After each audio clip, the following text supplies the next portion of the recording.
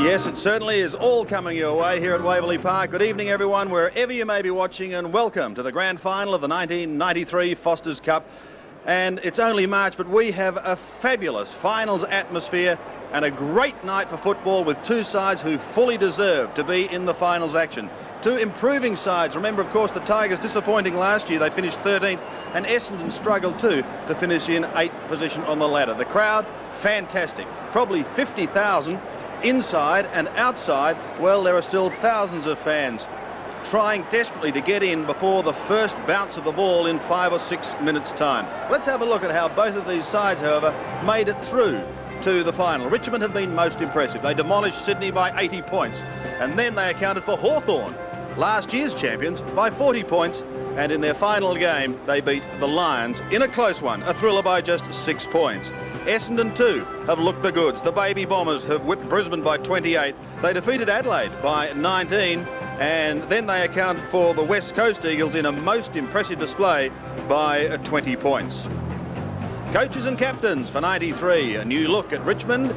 John Northey has been joined by Jeff Hogg, while at Essendon, Kevin Sheedy at the helm once again, and Bomber Thompson is his skipper. Let's have a brief look at the squads. As I said, two young sides that fully deserve to be here. For the Tigers, well, it's good to see Dale Waitman, the veteran, Dale Waitman, back after a bout of pneumonia and also an Achilles problem. The ones to watch for the Tigers, Stuart Maxfield and their other runners, Lambert, Knights, Campbell, all very good on ballers, while up forward, of course, you've got the ever-dangerous Jeff Hogg. Essendon too have looked extremely good, particularly Gavin Wanganeen. His first game back last week against the Eagles, just about a best-on-ground performance. Mark Harvey has been solid across half-back. Alessio is going to have a big job in the ruck with Paul Seminaut, but it promises to be a great contest between two very, very competitive sides. For these young Tigers, well, this is all new territory for them. Probably only Dale Waitman has any feeling at all of what it's like to play in a final. I would doubt whether any of these boys, as far as Richmond are concerned, have played in front of a crowd this size, and same too with many of the Baby Bombers. The formalities are about to continue here at Waverley. Look at that crowd now. That gives you a bird's eye view of just how many people are crammed in here. Here are the formalities now. Let's go down to the ground and Mike Williamson. Ladies and gentlemen, boys and girls, would you please welcome our guest artist for tonight, Lisa Edwards. Lisa is probably better known to you at this stage as a backing singer for John Farnham, but believe me, she is becoming a star in her own right, nationally and internationally.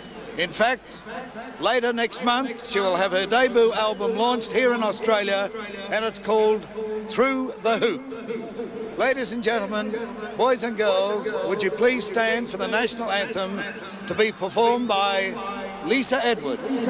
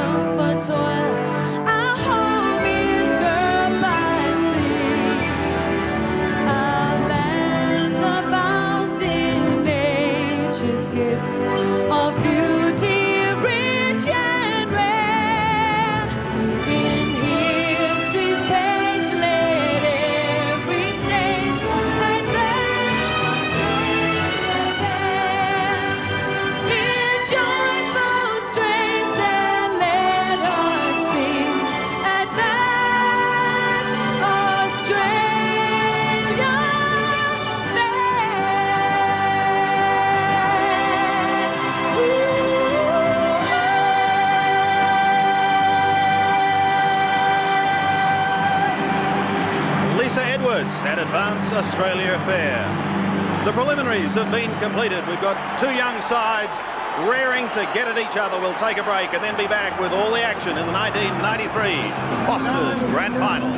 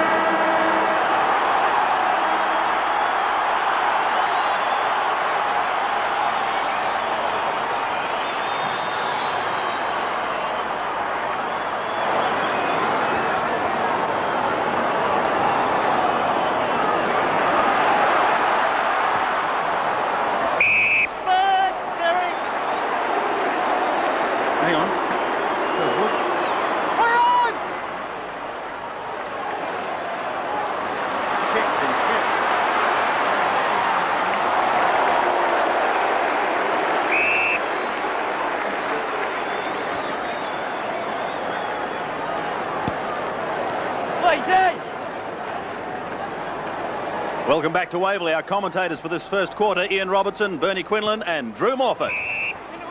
Thank you, Sandy, and just underway by less than a minute in the first quarter of the grand final. Essendon going left to right, and here's Gary O'Donnell with a free kick outside of half forward. Up towards full forward, mark to Ridley. First scoring chance for the Bombers. Todd Ridley, the ex-West Australian, who's played forward and back during the series in '93. Yes, he started off at centre-half back last week against the West Coast Eagles, playing on Glenn Jakovic, who was moved up to the forward line later in the game. He can play both ends equally as well. A very promising player. First score of the night. What will it be? Just about over the goal post. It's full points.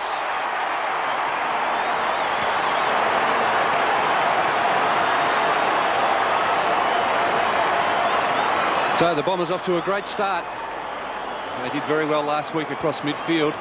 Again, they've won the ball out of the middle, where Schaefer will have a lot of trouble tonight doing the ruck work against Alessio or Somerville, the two big players. Somerville doing the ruck work to start off for the Bombers. And there's a player who kicked that goal, Todd Ridley, a terrific player. He really throws himself for those marks. This time he took the mark, a strong mark in front. There's a Richmond ruckman, Schaefer, and he's up against a very tough duo in Somerville and Alessio. On the bench for Richmond, we have Waitman, Herneman, Bauer and Menegola. And for Essendon, you can see them there. Kickett, Philandia, Masiti and Kransberg. We've lost a footy with the first kick of the night. Well, there's a very, very big crowd here at Waverley to watch this game in near perfect conditions. Just a little bit of breeze blowing to the far side of the ground as the umpire restarts play. The umpires are Hayden Kennedy and Darren Goldspink. Chance for Somerville, could have nearly been penalised for that. Attempted kick there was by Schaefer, but a free kick has been picked out. It was looking like Knights, but now it's Ian Herman. Herman's kick to right half forward. Oh, that could have nearly been a free kick against Wallace. Play goes on. Harvey, the Shepherd. Wanganeen, too heavy was Turner. And in comes Wallace. Wanganeen looks a little hurt, and Turner's being booked by umpire Goldspink for elbow or forearm too high. A very heavy tackle when Wanganeen was down over the ball trying to pick it up. There he is. He's reporting him for striking. We can hear the umpire saying that. It was a very crude tackle. Wanganeen probably best on the ground against the West Coast Eagles. Played a magnificent game in his first match in the Foster's Cup Series. A terrific young player, Gavin Wanganeen. Wanganeen's kick goes near the wing. Somerville can't take the mark. Richmond with numbers. Herman bumped over the boundary line by Grenvold, and the boundary umpire will throw it in. There's Ian Herman, Mark Thompson in the foreground, and Kevin Sheedy in the coach's box. It's a big night for Sheedy and John Northey. Kevin Sheedy played 251 games with Richmond. Tonight he's trying to beat them. Here's Herman with a kick up towards full forward. Hogg underneath it. Nace runs onto it, keeps it going forward for Jackson. On the ground, regains his footing. Snap, this is close. And right on the line, a chance for a mark to the Tigers. Francis. He's an exciting young prospect, Drew, as Matthew Francis. He's just a little injury prone at this early stage of his career. A terrific mark under pressure there, Robbo, wasn't it? Great effort. Yes, a really good young player, this fellow. What a view we have of this shot for goal. Well, he hooks it badly for a behind. so some pretty heavy work here early in this match. A good bump there from Dean Wallace. A very fair hip and shoulder. Well, both coaches, Bernie, I think Kevin Sheedy knows the value of playing very good tight football, and John Northey over his 5 or 6 years with Melbourne showed us that he gets his charges well committed. Yes, he sure did. He had a very good record at Melbourne. Manton's kick in. Francis just misjudges it, goes past Spawn. There's a chance for Bremen. His kick into the centre is very good. Howard takes the mark. He's perhaps too far out to score, Johnny Howard. Onto that favoured left foot, kicks it high, close to the square, punched by Jackson. Gather was by Hills. Manton, kick smothered off the boot. Chris Danaher in the picture there. Ball goes over for a boundary throw in, around about 40 metres from the Richmond goal. That's Neil Danaher, of course, who has just been appointed the reserves coach at Essendon. Turner doing the ruck work, high over the pack. Thompson caught, well run down by Campbell. Ball spills free. Spawn caught by Maxfield. Ball trundled back near the centre of the ground. Herman desperate. In goes Mercuri. Herman will receive the free kick. A push in the back, says the umpire. On the line! The line! The line! A sharp edge to both these teams at the start of the game. Good penetration in the kick by Herman. Jackson in front. Wallace with a punch, playing his first game of the Foster's Cup. The ball goes out of bounds and we'll have a throw in the forward pocket. Yes, Dean Wallace picking up Stephen Jackson. I think Glenn Manton has a job on Jeff Hogg with his problems last week against the West Coast Eagles early with Peter Sumich. Another chance for the Tigers. Turner is 41. Through went Denham. Lambert did pretty well. He's been a star in this series. Shot for goal here by Campbell is good. What a goal!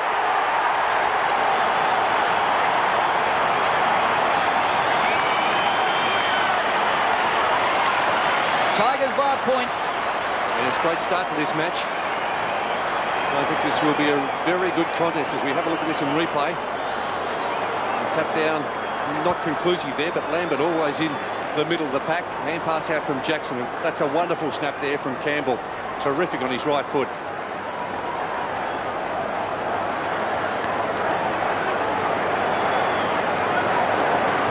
So the difference, just one behind in favour of the Tigers. But I think more importantly, they've settled down pretty well for a group of what we classify as inexperienced as far as finals are concerned. Harvey takes the free kick. Kicks it nicely to right half forward. Good lead, good mark. Excellent mark taken by Hurd. That could be 50. Severe Brian Lee. And he's going to get 50, as Bernie Quinlan has suggested. Well, I can't see the reason for that. I know it's good to be physical early in a match, Robbo, but from that area of the ground, about 70 metres out, he will give Hurd very miserable 50 metres. Very miserable. I was just having a look at that, Robbo. There's a mark, a clear mark. Lee's behind, drags him to the ground, and then jumps on top of him. Unnecessary play from Brian Lees, right in front of the umpire. Well, Hurd hit straight over the footy, but he kicks poorly. James Hurd, who's shown us plenty, and we see a little bit of a how do you do as the players get ready to receive the kick in, but James Hurd has been an excellent player since making his debut for the Bombers last year. Big climb in the middle of the pack by Howard. Couldn't take the mark. O'Donnell for Essendon. Kicks up towards the forward pocket. Tigers will be happy to see this one out. Or actually, they keep it in through Pratura.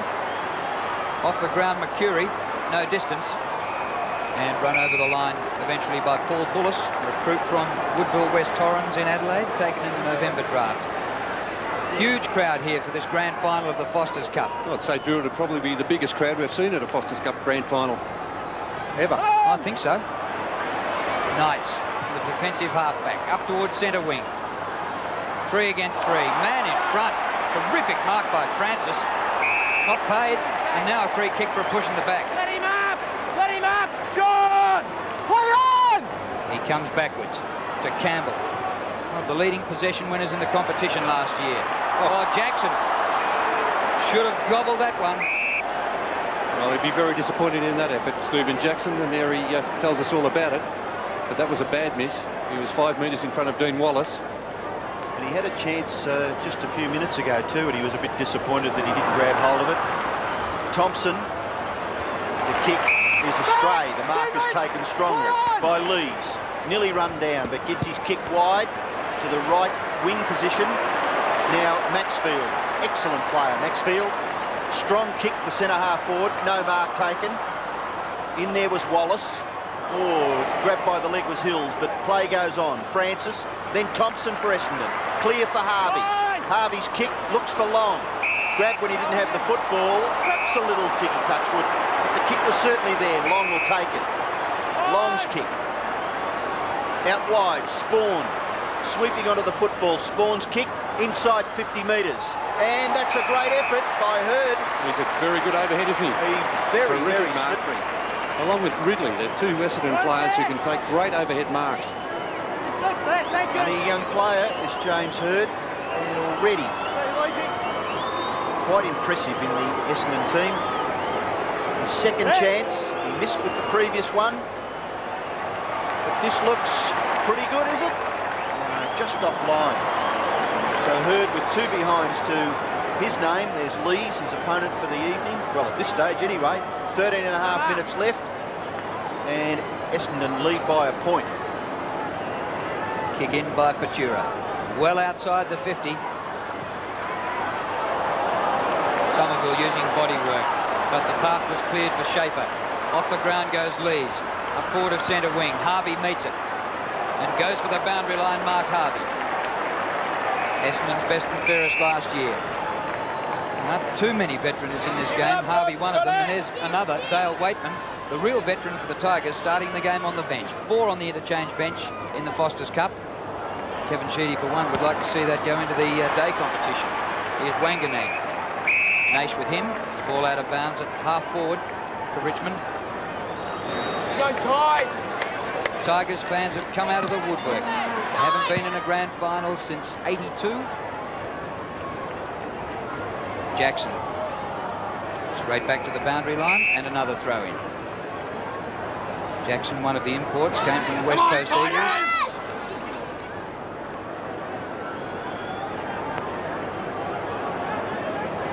A real group of youngsters in the Tigers lineup. Plenty in Essendon as well. Tap forward by Knights. Lambert, great gather. Just about the player of the series so far. Bremen, centering kick. It's marked by Thompson, the Essendon captain. Away to Harvey. Harvey, who usually gives the player up the field every chance, and he doesn't make any mistake here. Puts it out in front of Mercury. Chasing him is Howard. Oh, well done by Johnny Howard. Well done by Mercury too. He was beaten for it. Down goes Hurd. Ball goes over. Boundary throw in. Well, some good work there, Drew, by both players. Howard in the first place being out position, and then eventually by Hurd. Big thump. Goes in the direction of Lee. Spawn perhaps being not too vigorous, but the umpire gives the signal for a boundary throw in. Kevin Sheedy. I don't think he'd be too worried at this stage. Both sides still finding each other out. Now the free kick was Richmond's from the ruck contest. Advantages with Knights.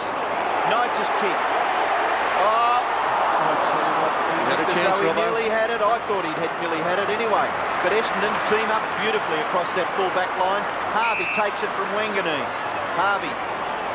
Oh, brilliant running by Wanganeen.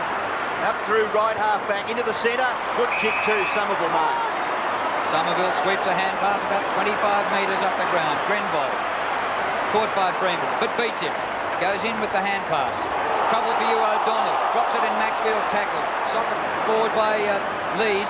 Centre circle, Thompson. Out wide he goes to Danaher. Back to Denham. Pressure all over the ground. Denham's kick not bad under pressure. It hits the floor. Oh, down goes Mercury. Herman. Hurd has been terrific. Knocked forward by Ridley to Long. Long only 25 metres out. Puts it wide for Buick. He hooks back and kicks a great goal.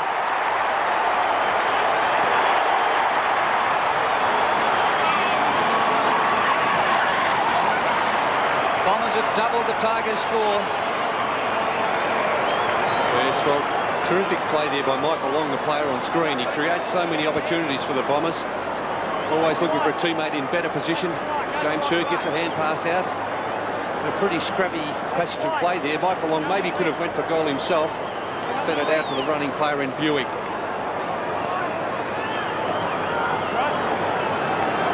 Well, Essendon lead by 7 points. Their goal kickers, Ridley and Buick.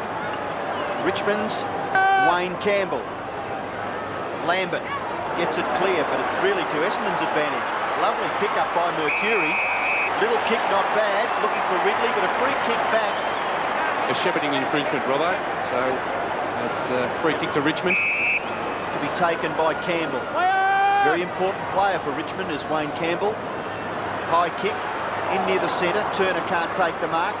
Harvey tries to tap it for Wanganeen. And Wanganeen, if he's this popular with the umpires at this stage, I'd like to have a couple of bob each way the Brownlow medal draw. Wouldn't be a bad bet. All-Australian last year. Essendon's only representative in that team. Spawn up to full forward, almost to Ridley. Alessio, the agility of a rover, to Ridley, who kicks the goal.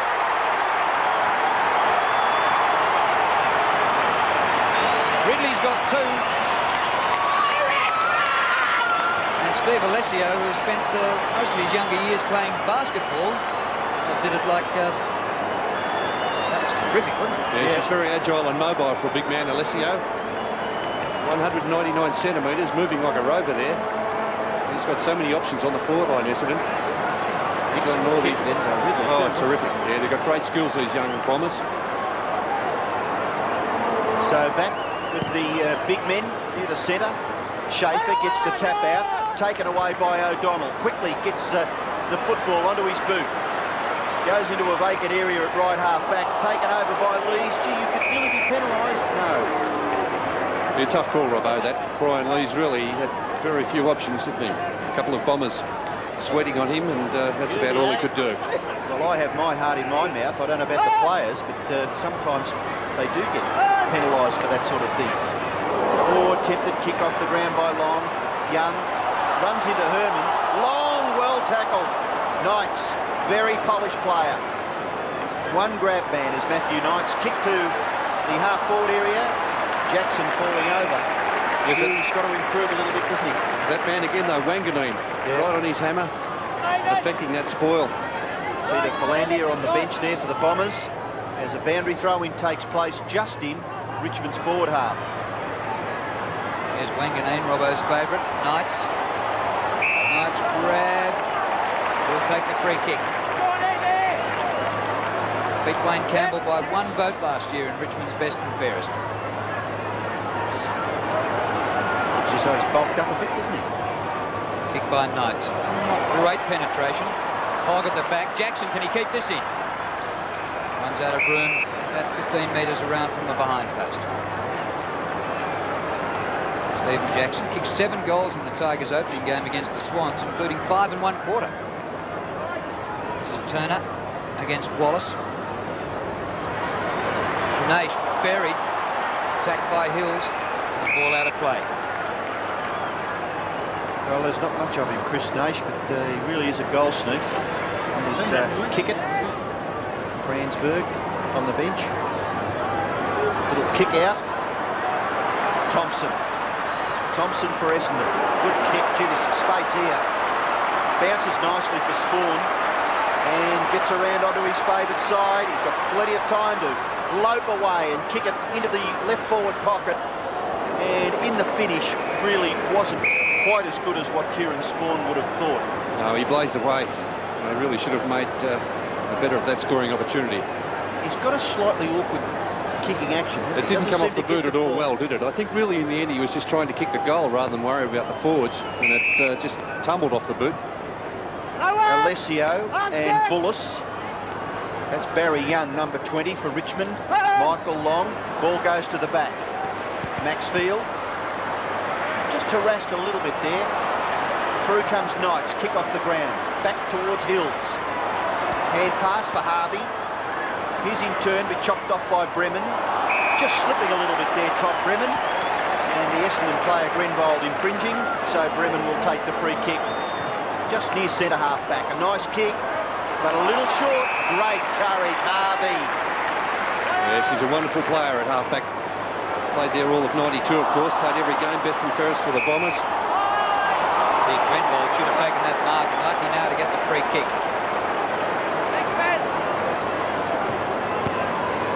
Up to centre half forward. Oh, roving by Long. He puts the hand pass up for Hurd. Off the ground goes Hurd and kicks a goal.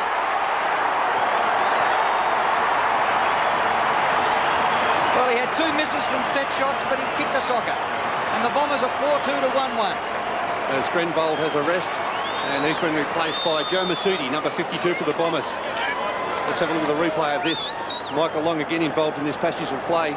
Seems to be playing across half forward, Michael Long. Very constructive player. Out in front of Hurd. He couldn't take control of it. Just got the boot of the ball and tumbled it through for a good goal for the Bombers. 4-2 to 1-1. 7 3/4 minutes left in the first quarter. Tigers have got some thinking. In front of them, Knights takes the ball away. High kick. Taken by Harvey. Already an effective player for Essendon across the half-back line. They're looking very good at the moment, the Bombers, aren't they? Early in the season, they played a great game against Adelaide. Excellent against the West Coast Eagles. They've got a good blending of experience and youth in this side. Campbell. Just off in a little bit of trouble. No, he's able to collect the footy. And kicks it in towards centre half forward. No mark taken. Off the ground, Thompson rebounds. Here's a chance for Jackson. Ever casual, but he does it well. On to Turner. Naish, the goal sneak. Naish gets the goal. Well done by Chris Naish, and boy, Richmond needed that. 4-2 Essendon, 2-1 the Tigers. It's a badly needed goal by the Tigers. Plenty of spirit in this Tigers side. And a pretty ordinary 1992, ending up 13th on the ladder, and only 5 wins under their belt, the Tigers, in 1992. They've certainly come out with some spirit at the start of this season, 1993, the Foster's Cup. A couple of great wins, a great win over Hawthorn. And Chris Naish was very good in the crunch against Fitzroy. 26 plays 13. Just under 7 minutes to go to quarter time. Still a big crowd outside trying to get in, we hear. Bremen on the turn, a high ball to centre half forward. Wanganeen, fantastic. Kick by Wanganeen is perfect, out to Hills. He's had a superb series on the wing for the Bombers. Kick by Hills, up short of half forward. Buick slides in after it. Knocked forward by Herman. Lambert, but it was just tipped away from him. Mercury, number 45. Good running by Thompson. Kick by Thompson up to the 50. Somerville, under pressure, comes down to free. Hurried kick. Knights drops what he should have taken there and gives away a free kick.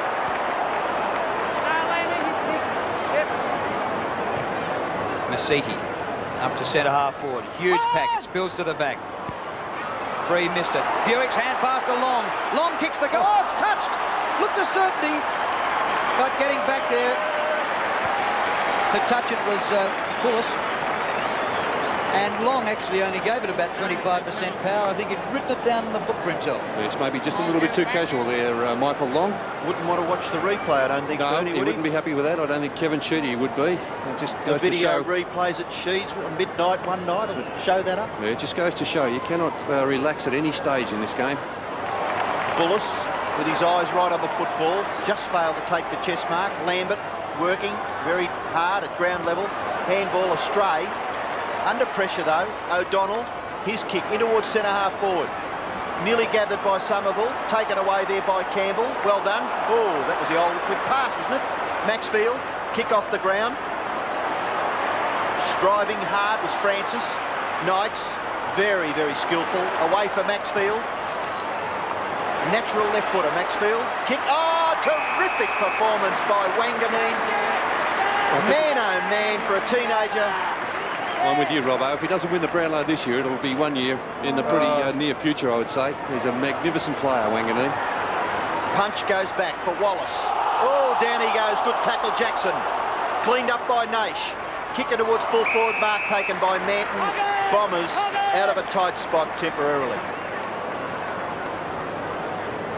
Manton's kick up short of centre wing. Somerville can't mark, still after it. Herman, ex-Carlton player, on the turn inside the 50. Chance for the Tigers. Hogg interfered with and will take the free kick against Manton. Well, he positioned himself beautifully, Jeff Hogg, in front of Manton, who's not a tall player. And I think he was holding the Guernsey there, as we will probably see this in replay, just holding, just briefly, but he was holding Jeff Hogg. But the positioning was a very important aspect of that contest. Gary! Tigers' new skipper this year. Gary! Beautiful kick.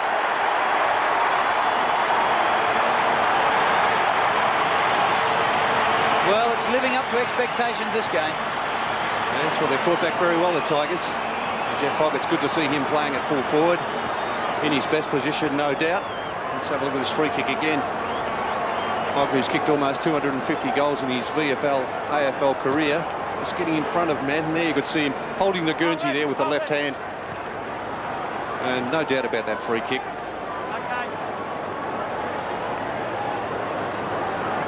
Well, Hogg kicked the goal, but Ian Herman did some good work in there to get the football to the Richmond skipper. And the Tigers trail by just 8 points. Away goes Schaefer. Gets his left foot to it. Deceives Wanganeen. The bounce was awkward. Naish, can he get his second? No, he hooks the kick.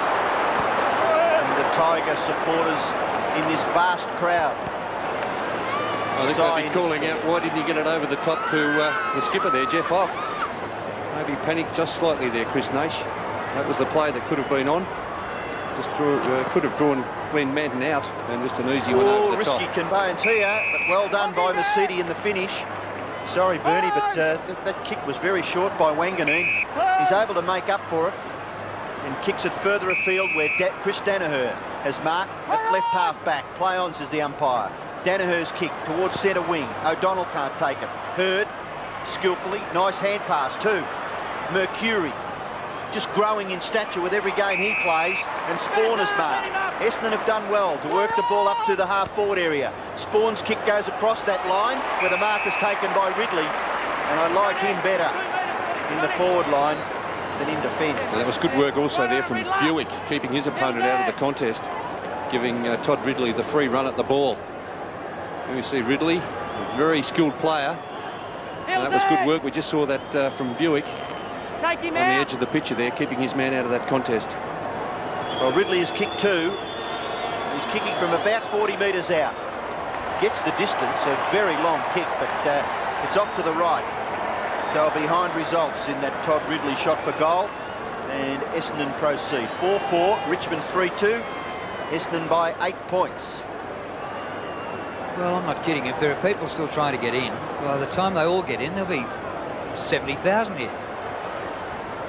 Punch from behind, gives Spawn a chance. Beaten Maxfield so far. Maxfield comes back at this stage. Bullis, untidy but effective, and got a hand to what looked like a certain goal to Michael Long earlier on.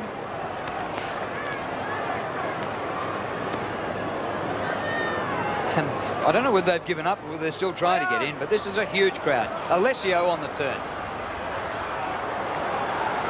Did well there, Schaefer. Long in the forward pocket. Somerville climbing early. Man in front takes it. Howard. Free kick. Patura, who was moved out off Ridley, went on to Hurd, and Hurd immediately kicked a goal. Straight up the centre of the ground. Thompson marks the front edge of the centre square. We have under 2 minutes to go to quarter time. Kicked by Thompson. Somerville can't mark again, hands to the ball. There's Bullis. Danaher up on the forward line. Alessio in playing a role. Mercury off the ground. Sweeps it to Hurd. Shepherding by Denham. Play on. Kick by Hurd. Up to the goal square. Long tries to shepherd it through. In the back, Drew. Gives away the free. Yeah, it's a little blatant, that one. Free kick against Michael Long. Right in the middle of Barry Young's back, as we can see this in replay. Very early. Pushed him out. Thanks, Mick. So it's Barry Young to take the free kick right in the goal square. Richmond doing well in this first term. Good kick by Young. Covers about 45 metres. Hills is there for Essendon. Tackled by Turner. On the bottom of the pack there is Patura. And the Essendon player, according to the umpire, hasn't got it. And it's Paul Hills. Just 20 years of age. Kick in towards centre half forward. Taken by Buick. Beautifully collected. Spawn. One grab is important. O'Donnell's kick smothered. Richmond defence under a bit of pressure. Howard able to get his foot to it. Bounces just inside the boundary line. So we'll have a throw in about 65 metres around for the Essendon goal. Bombers lead 4-4 to 3-2. Sorry, and a couple of very important smothers in this first quarter by the Tigers. That one by Ian Herman, who's got the tagging job on Gary O'Donnell. Here's Knights trying to weave his way through. Fantastic. Lambert up towards centre wing. Naish. Wanganeen doing the job again. Well, Wanganeen's had 7 kicks already in his back pocket. From the back pocket, and 3 marks. And you really start attacking in football these days from the last line, if not the second last line, even the last line of defence. Here's another chance for the Tigers with just seconds remaining. On the run here, Francis. Poor kick. Shocking kick, wasn't it? He's apologising to Jeff Hogg, but really, there's no pressure coming from any Essendon player. He's 5 metres clear. He should have done better with that kick. Manton's kick is high, up near the wing. Herman and O'Donnell. Boundary throw-in will take place. So quarter time very near now as the players mingle for this boundary throw-in. Just forward of centre wing for the Tigers. Big punch from Thompson over the top of the pack there. And it goes back over for another throw-in. Interesting spectators. It's a perfect evening for football. A little breezy, but conditions magnificent. Francis, Bremen, now chance for Masidi. Well done, but Lees chops it off. Lees kick. Siren sounds. Quarter time in the grand final of the Foster's Cup for 1993. Essendon lead 28 to Richmond 20. And there he is again, Nick Walsh. Remember Nick Walsh? The youngster kicked 8 goals for Essendon in the Foster's Cup semi-final of 1987. He would play only 11 AFL games and kick 1 goal. But in this match, he helped the Bombers record a 108-point win over the West Coast Eagles.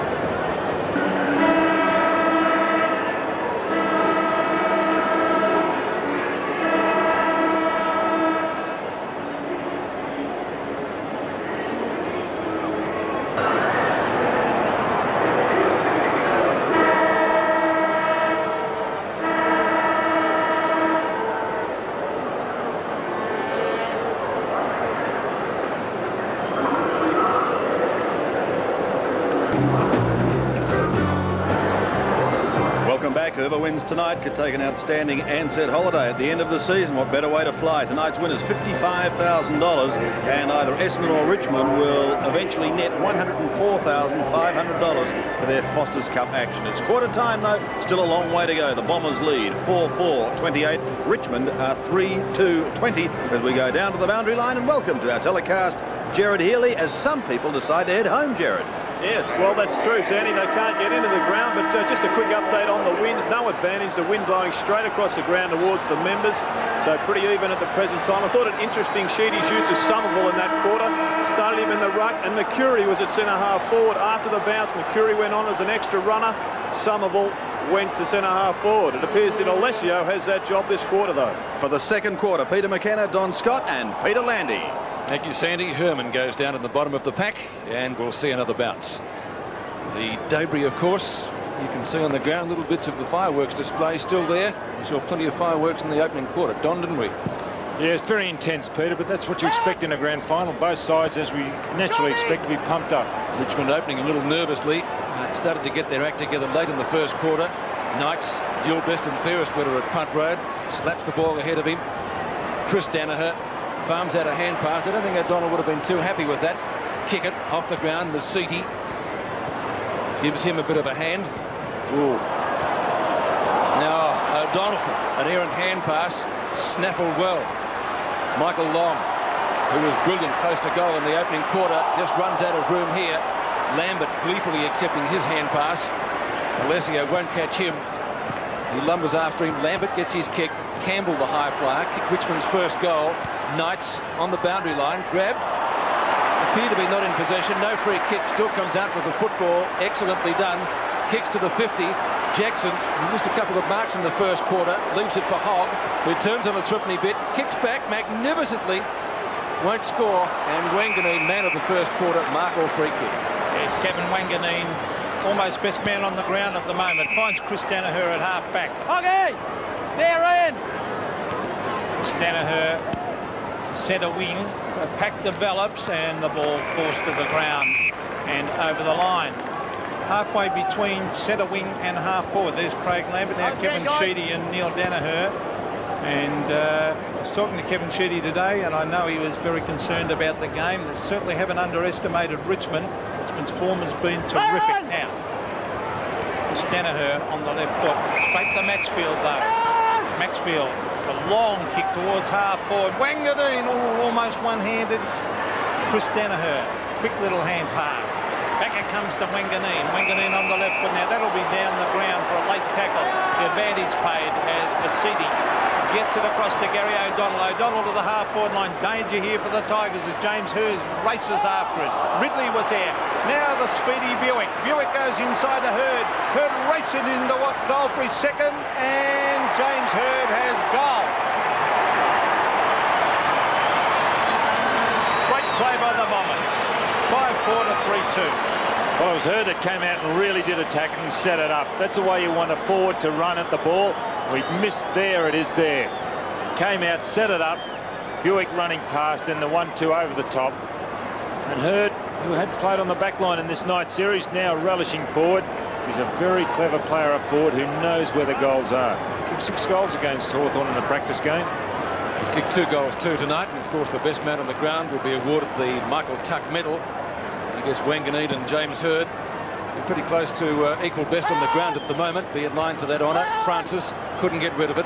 Picked up by Denham. A quick kick down to the 50-metre mark. A big pack of players off. Buick again. He's dangerous, close to goals, and that's close enough for him. He goes goalward, but misses on this occasion and puts it through for only 1 behind. So 1 goal, 1 kicked by Darren Buick. Kicked a gem of a goal earlier. John Northey maybe looking a little worried. Howard to bring the ball back into play. It's still early days yet. It's not early nights yet. Huge crowd in. Maybe close to a record for a Foster's Cup Grand Final. Hurd and Knights, along with Patura, and they all see the ball over the boundary line. Not quite sure of the record, but I think if we go back to 1980, the Collingwood-North Melbourne clash would have been pretty close to the record crowd here. Francis Burke, those unmistakable spectacles, knocked down by Schaefer. Masiti couldn't take it. Knights in everything for Richmond, one of their best so far. Missile on play. Hurd, no, comes out of it with the football. inside 50. Ball tapped back to that mark. Buick shepherded out of the contest. Lambert took a dive, looked for the free kick. Long, always dangerous, over to Spawn. Steadies, kicks from a standing start, but he too is off target and out of bounds, or one behind. It's the latter, kicked by Kieran Spawn, his first score of the night. And further behind to Essendon, they lead by 16 points. Huge crowd here at Waverley as John Howard brings the ball back into play. A nice kick to Schaefer, and he marks at half-back. Robert Schaefer, been a surprise packet. Done well, Pete. Yeah, recruited from Sturt, and he's been an excellent player in the night series. Now there's a lovely hand pass coming over to Gary O'Donnell and on to Michael Long. This is danger for Richmond. Every time Long gets it, it's usually very constructive. Now he's getting it on quickly. Down towards the square, thump the ground. The Tigers try and defend. Bullis was there, he went without it. The Bombers with a chance. Hurd around the corner on the right foot, and he has missed to the right, a behind. There he is, James Hurd. His grandfather, a former president and great player for Essendon, Alan Hurd, and his dad actually played games in the reserves out there, also by the name of Alan Hurd. Herneman warming up too, Peter, for Richmond. A player with a bit of speed, he could give them something. They need something at the moment because they're not handling the ball with any confidence. Hurd's kicked 2 goals, 3. Kick up to the square again, marking contest. Buick tried to sneak it off the top of the pack. Kevin Bartlett, Long again. Gets ridden into the ground. Buick this time on the left foot. Didn't get his kick in. He could have been close to a free kick. The umpire says play on. And it's kicked out of bounds. Petura's gone off the ground. Now remember, Petura played particularly well against Hawthorn, I think it was, earlier in this competition. His father, of course, played for Richmond. And before that, South Melbourne. A protracted clearance wrangle. Quite some years ago it was now. Mark Harvey, one of the best, if not the best, against the West Coast Eagles last week with Turner, who wins it. Turner had his number taken, incidentally, in the first quarter. Much improved player too, Scott Turner's done well in the ruck. He's had a little bit of bite to his game. I know he's been reported, but he's in there using his body, tackling particularly well. His ruck work really has improved, but then again he's against a smaller player in Harvey. Does well again. Taps it to the front of the pack. Herman, formerly from Carlton. Wallace at the back. Ball slapped away from him. Wallace wins out at the end. Short kick, covers about 35 metres. Kieran Spawn on the burst. Kicks inside 50. Richmond have the numbers in defence, plenty of them down there. Ball booted well cleared up towards midfield. Will land just about in the circle. And Essendon doing it well. Harvey takes the hand pass, kicks over the head of Wanganeen and Naish. Big Alessio, who we saw pretty dangerous close to goal last week, had a hand in a couple of goals. Farms it out from Masiti, kicks from 40 metres out directly in front, and might have been just touched on the line by John Howard, I think, yes. So further behind to the Bombers, 5-8 to 3-2. Bremen's now gone on the back line for Richmond. There he is in screen. Beautiful kick of the football. 13 shots to 5, which is looking quite ominous. It's blood pouring out of the nose of Todd Bremen. It's a beautiful kick he is. Look at that one, right out the half-back. Oh, the Richmond players waited back and didn't really go for that one. And the ball forced over the line, yes, off hands. So it's at half-back for Richmond. There's Dale Waitman. I wonder when the Tiger champ will come into the fray. Certainly give them a lift when he comes on with this experience. There's Kickett putting the ball on the ground. Denham and Lambert, and a free kick to Denham, I would think, against Lambert. Or was it going to Chris Danaher? I think it's Denham was Kickett. No, it's Kickett. Very lucky to get that one. Kickett to half forward. Somerville couldn't take the mark. Over the back with Bullis. He tries to tuck it in. Oh, he's a class player, Knights. Look at that weaving. Beautiful to watch. And a magnificent kick finds Lees at half back. The Tigers off and running. This is Chris Naish. Naish with one bounce. There's a fight going on behind the players. The kick comes down towards half forward. Let's see what Jackson can do. Was that in the back? Umpire said no. Dean Wallace hooks it back. Good play by Wallace. Defensively to head for the line. And there was a bit of a dust-up going on down there between Somerville and Bullis. Still going on. Wearing Neil Barnes' old number too. Let's see what happened, how it started. A little bit of a shepherd off the ball and cop that. I might be looking at that later this week. Not much in it, but the intent was there. Herneman. And finally the ball taken over the boundary line for a throw-in. What do you think of that, Don? Part of the game? No, that's not part of the game, Peter. Just wanted your opinion, Don. Just interested watching Chris Nash. He broke from the centre there. He had an option which was Herneman on the wing. Really didn't look for him. He had for Hogg earlier in the first quarter and went over the top too. He's got to lift his horizon just a little bit more. Be aware of what's going on around about. Wallace is tapped down, taken by Lambert, out of bounds with the long hand pass. Another boundary throw in, same spot. Wallace this time gets the front position. Same play. Lambert, Herneman. That's going close to goal. Mightn't be close enough, and Harvey again. Good defence. He was brilliant last week against the West Coast Eagles, and one rushed behind. He's a smart player, number 11, a number worn by a former Richmond captain Bruce Monteith. And Peter Kransberg warming up for Essendon. So another change is about to take place. It might be Somerville. Well, he's being walked there. He's on screen coming up to the centre. Maybe he'll be going into the ruck, Somerville, and they bring Alessio off. Well, maybe they'll just take him off to let him cool down. Don Lees gives the hand pass away because that fight could develop, or could have developed into something. Maxfield kicking from a standing start up towards half forward.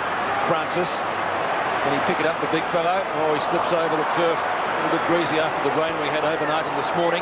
That's not a bad sort of a shot, but just off target. And one behind or out of bounds? It's out of bounds, so Somerville finally going off the ground. Scored it by Brian Wood, former Richmond player, of course. Dean Wallace to take the free kick. Chips it in short to Bomber Thompson. And Thompson marks just up from the left back pocket. Essendon captain, who's good for 100%.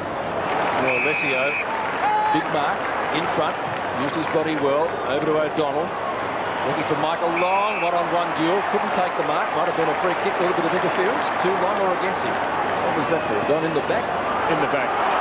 Harvey again doing well. This time wobbles the kick up towards full forward. A real chance for the Bombers now. Buick once more turns this time onto his right foot. Centering kick for Danaher, who marks in front of Campbell. Well, Michael Long was by himself in the goal square. There he is, now being picked up by Young, but he was in the goal square a long time by himself. She was a great kick though, wasn't it, by Buick? Pinpoint.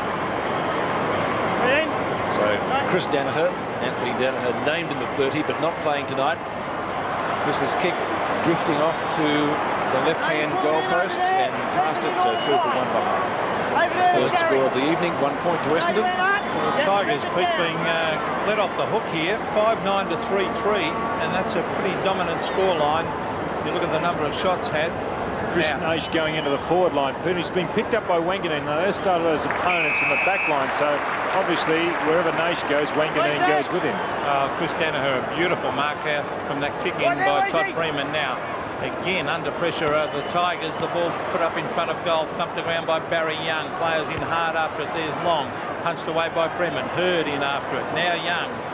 And the umpire will come in and bounce.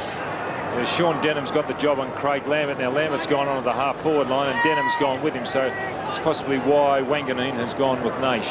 Well, Essendon have looked far the better side in this term. Richmond were getting back into it this last half of the first quarter, but Alessio, Buick, the danger man. Was he held?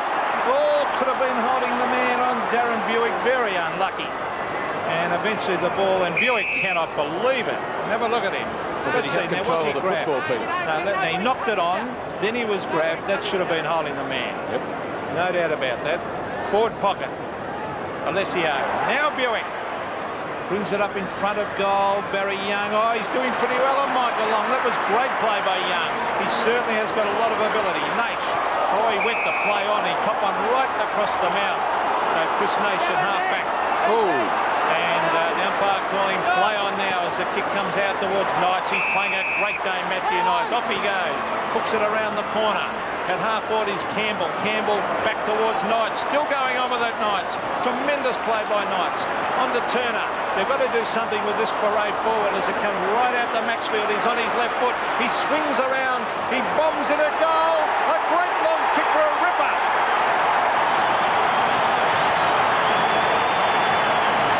Tremendous play that by Richmond. All starting through Knights. They needed it. 4-3 to 5-9. Richmond's first goal of the quarter. And a great build-up, and this man on the wing really does impress. He works particularly hard. He's really hard at the ball. He goes in hard. He'll lay heavy shepherds. And he's got a lot of pace and a lot of skill. What a great kick from 52 metres out. Stuart Maxfield. Maxfield's first goal and Richmond's first goal of the second quarter, 10.5 minutes before half-time, and 12 points the difference. The Tigers back in it. Alessio, Lambert, Denham. Goes to ground a lot, Craig Lambert. He's in there getting the ball, Don. Lees.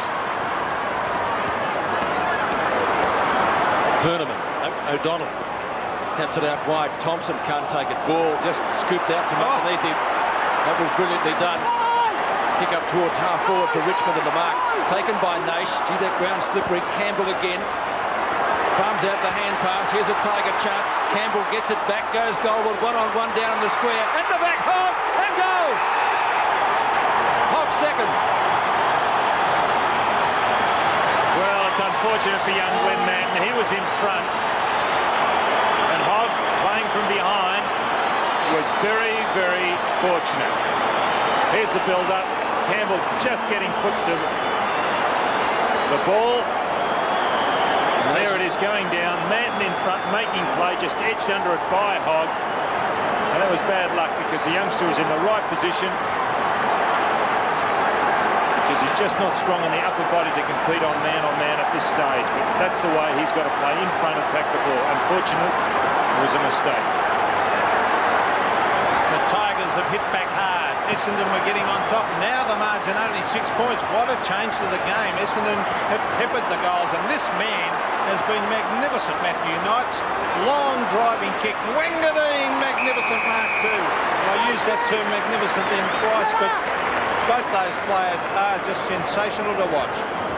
Yes, Wanganeen had a magnificent first quarter. Alessio. Kick drops a little bit short. 1-on-1 duel. Young gets the front position, doesn't take it. Long, brilliant ball skills from this fellow. And again a 1-on-1 duel out in front of goal. It's an Essendon Mark III, who's got 2 goals, 3 against his name so far.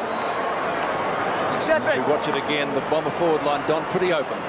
Yes, but look at that disposal.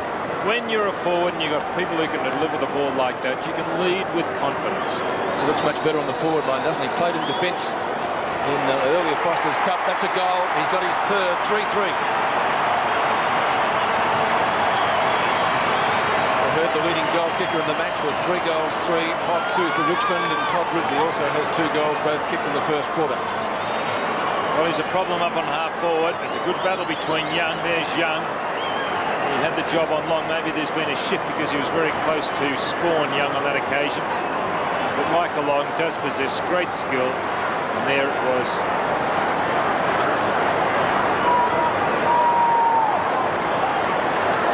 Two goals the margin. James Hurt has kicked 3. 8.5 minutes before half-time. Schaefer won that one. Mark Harvey. The wide open spaces, the ball rolling over and over and over the line. Just looking at Michael Long, he's picking up Wayne Herneman on half back. Now, that's great to see because he, as a half back, he set that goal up for Hurd by running through. He had the job on Young earlier in the day or night. Here's Lambert. They really have to get a lot more at the moment out of Lambert. Lees to half forward. Francis should have gone for the mark. Jackson, the holding on. Advantage paid. Chris Naish, where's Hogg? The leader's on into the pocket. There he is. Jeff Hogg, great play. Richmond, tremendous. Good forward play by Hogg. Richmond are making a change in the background. Bauer is about to come on. And coming off is Herman. Now, Jeff Hogg will kick. Don't want to moz him, but he is normally a pretty accurate kick. It's kick 2. And he's on a very, very acute angle. Hogg, a high floating kick. That is a magnificent kick. A goal. Relishing the captaincy, Pete, it would appear. Well, he's kicked 3. He certainly is relishing the captaincy. And again, the margin 6 points. What a game we're seeing, Don. Yes, well, the responsibility. I remember his first goal he kicked this year. It was in this night game against Hawthorn. He really did have to bite the bullet, and he went back. It was a terrific captain's effort. And what he's doing every time he gets the ball, he's really making sure of it. He's got a little bit too much upper body strength for Manton, because as that ball was coming down, he got in front, held Manton out, then led with confidence. Hogg and Hurd both had 3 goals. 39 plays 45, 7.5 minutes before the main break. Alessio, good hand pass, bounces beautifully for Long. Away he goes again, clear, and once more the Bomber forward line open. Kick it! Derek kick it under an injury cloud, but he moved pretty well to get that. Well, the message better go out to Herneman. He's got to pick him up. I suppose that's what it's on now. There's John Northey on the phone, but Herneman's got to pick Long up. Can they get the quick reply? Bending back, it's coming back. Is it far enough? Why didn't the goal umpire one behind? So his first score of the night. Derek Kickett one behind, and Essendon's 10th, 6-10 to 6-3. 7 points in it. Bremen goes to the outer side and finds Naish. Naish from left half back, or a little bit short of that. Kicks to centre wing into the open spaces. Which way will it bounce? Richmond's or Essendon? Numbers even out there. Bauer, who's just come onto the ground. Kicks from the Foster's side up towards half forward. Wallace underneath it, gets a second chance. Underground hand pass, but a very clever one nonetheless. Back to Danaher. Turns on a threepenny bit. Richmond having the numbers. Alessio outgunned there. Wanganeen. O'Donnell. There were some balletic steps there. Ridley up to half forward. Kransberg. So Kevin Sheedy using the interchange bench. He started on the bench. On the line! Peter Kransberg. So he's beefed up a little bit since he's been at Windy Hill. Maybe too far out to score, although the breeze certainly going to that end. Oh, that's a ripper kick! Tremendous goal! Who said he was too far out to score? You. What a great kick. Well, there's not too many left-footers who are bad kicks. Here he is, Pete. Here he is, the Western Australian, former Western Australian. That's 60 metres out. When he came across, he was a great running player, had great endurance, played up, back, up, forward. Wearing Ken Fraser's number 23. Kevin Sheedy, the coach of the Bombers, would be happy with that kick. That did travel 60 metres, and for a drop punt by Peter Kransberg, that is a great effort. 7-10 to 6-3. Knights again to the half-forward line. Harvey waits underneath it, or tapped it back though in the favoured Lambert. Lambert hotly pressed by Denham. Denham's done a wonderful job on Lambert, and eventually he's in frustration. Lambert has given away the free kick to Denham. Denham at half-back. Good effort, and silly play by Turner, who did not hand the ball back. He was warned by the umpire. Now he gets 50 metres. He's had a dirty night, hasn't he? Had his number taken in the first quarter for an incident on Gavin Wanganeen, and now 50 metres against him. Oh, here's Sean Denham, the former Geelong Rover. To the half-forward line, Knights waits underneath the pack. Punched away, Knights goes in again, lays the tackle on Hurd, and the umpire will come in and bounce. Whether Essendon have moved Michael Long back to the forward line, or whether Maxfield's now got the job on Long, because Herneman had the job on that half-back line or half-forward line. Michael Long is a player that's really set them on fire, Essendon, this quarter. Well, it's James Hurd. Oh, Buick copped it round the shoulder against Tony Free. No doubt about that one. And a free kick to Darren Buick, who is very dangerous around the goals. He's kicked one tonight. 1-1. And he should probably have got a free kick earlier in the term. Now, can he make the distance from 52 metres? He's gone for the long bomb. Have a look at this. It's a great kick, another goal. Darren Buick has kicked his second, and the Bombers playing well. 8-10, lead Richmond, 6-3. Well, gee, Jeremy Healy said at the start of the match there was no wind advantage, but they were two tremendous kicks at goal, weren't they? Fantastic. If you're a bus, these goals really do break your heart when they're such a long way out of you. Play basketball, it's like them dobbing three-pointers. Oh, what terrific kicking. One by Kransberg, the other by Buick. Maybe you'll change the scoring system, Don. You get 9 points if you kick it from outside 50. Back to the centre. Under 5 minutes left in the half. Two great goals by Essendon as the Bombers reassert their supremacy. 8-10 plays 6-3. Alessio again down to Chris Danaher. Essendon winning it out of the centre. A vital stat. Todd Bremen, former West Coast Eagle, kicks to the member stand flank. They've got to get something moving quickly. Up towards half forward. From Campbell. Denham. It's just interesting, Peter, watching those Richmond guys when the ball's bounced down in the centre square. There he's hurt, Sean Denham. Is that they're not prepared to get between the man and the ball when the ball's bounced or when it leaves the hands of the ruckman. Consequently, they're not getting it out. It'll be a free kick. Taken by Dean Wallace against Turner. Well, that's again silly play by Turner. Herman just about to come back on, Peter. I think it's Herman. Dean Wallace kicking from left half back. No, it's Menangola. The centre wing. Campbell again. Lees gives the hand pass to Lambert, who's always busy. Oh, that's a fair mark, isn't it? The umpire has blown the whistle. What did you think of that, Don? Was that good use of the body, or is that an illegal bump? Well, I was watching actually Jackson. They made the move with Jackson coming off, Menangola on to the forward line. Now he's a class act, Menangola. Well, back with Francis, who's got the free kick anyway. Good long kick, but registering only one behind. And a couple of goals to be handy before half-time to the Tigers. Matthew Francis kicking his second behind of the night. And Sean Denham in the wars as well from Jackson. The cameramen are doing a good job behind the play there, Pete. Spy cameras catching quite a lot, Pete, aren't they? As Wanganeen kicks in. Gee, he was brilliant in that first quarter. Danaher and O'Donnell combining for Essendon. That's out of bounds right on 50. It'll be thrown in. And McCurry also doing his stretches on the boundary line for Essendon. Well, Stephen Jackson's on the bench too, Don, and he's had a very ordinary night, Stephen Jackson. He's dropped marks, and they really were relying on him to have a big night. They need Lambert to do it just a little bit more at the moment too. There's Tony Free up in front of goal. Hogg was there. Now a chance. Menangola off the ground. Oh, hit the post. Bad luck.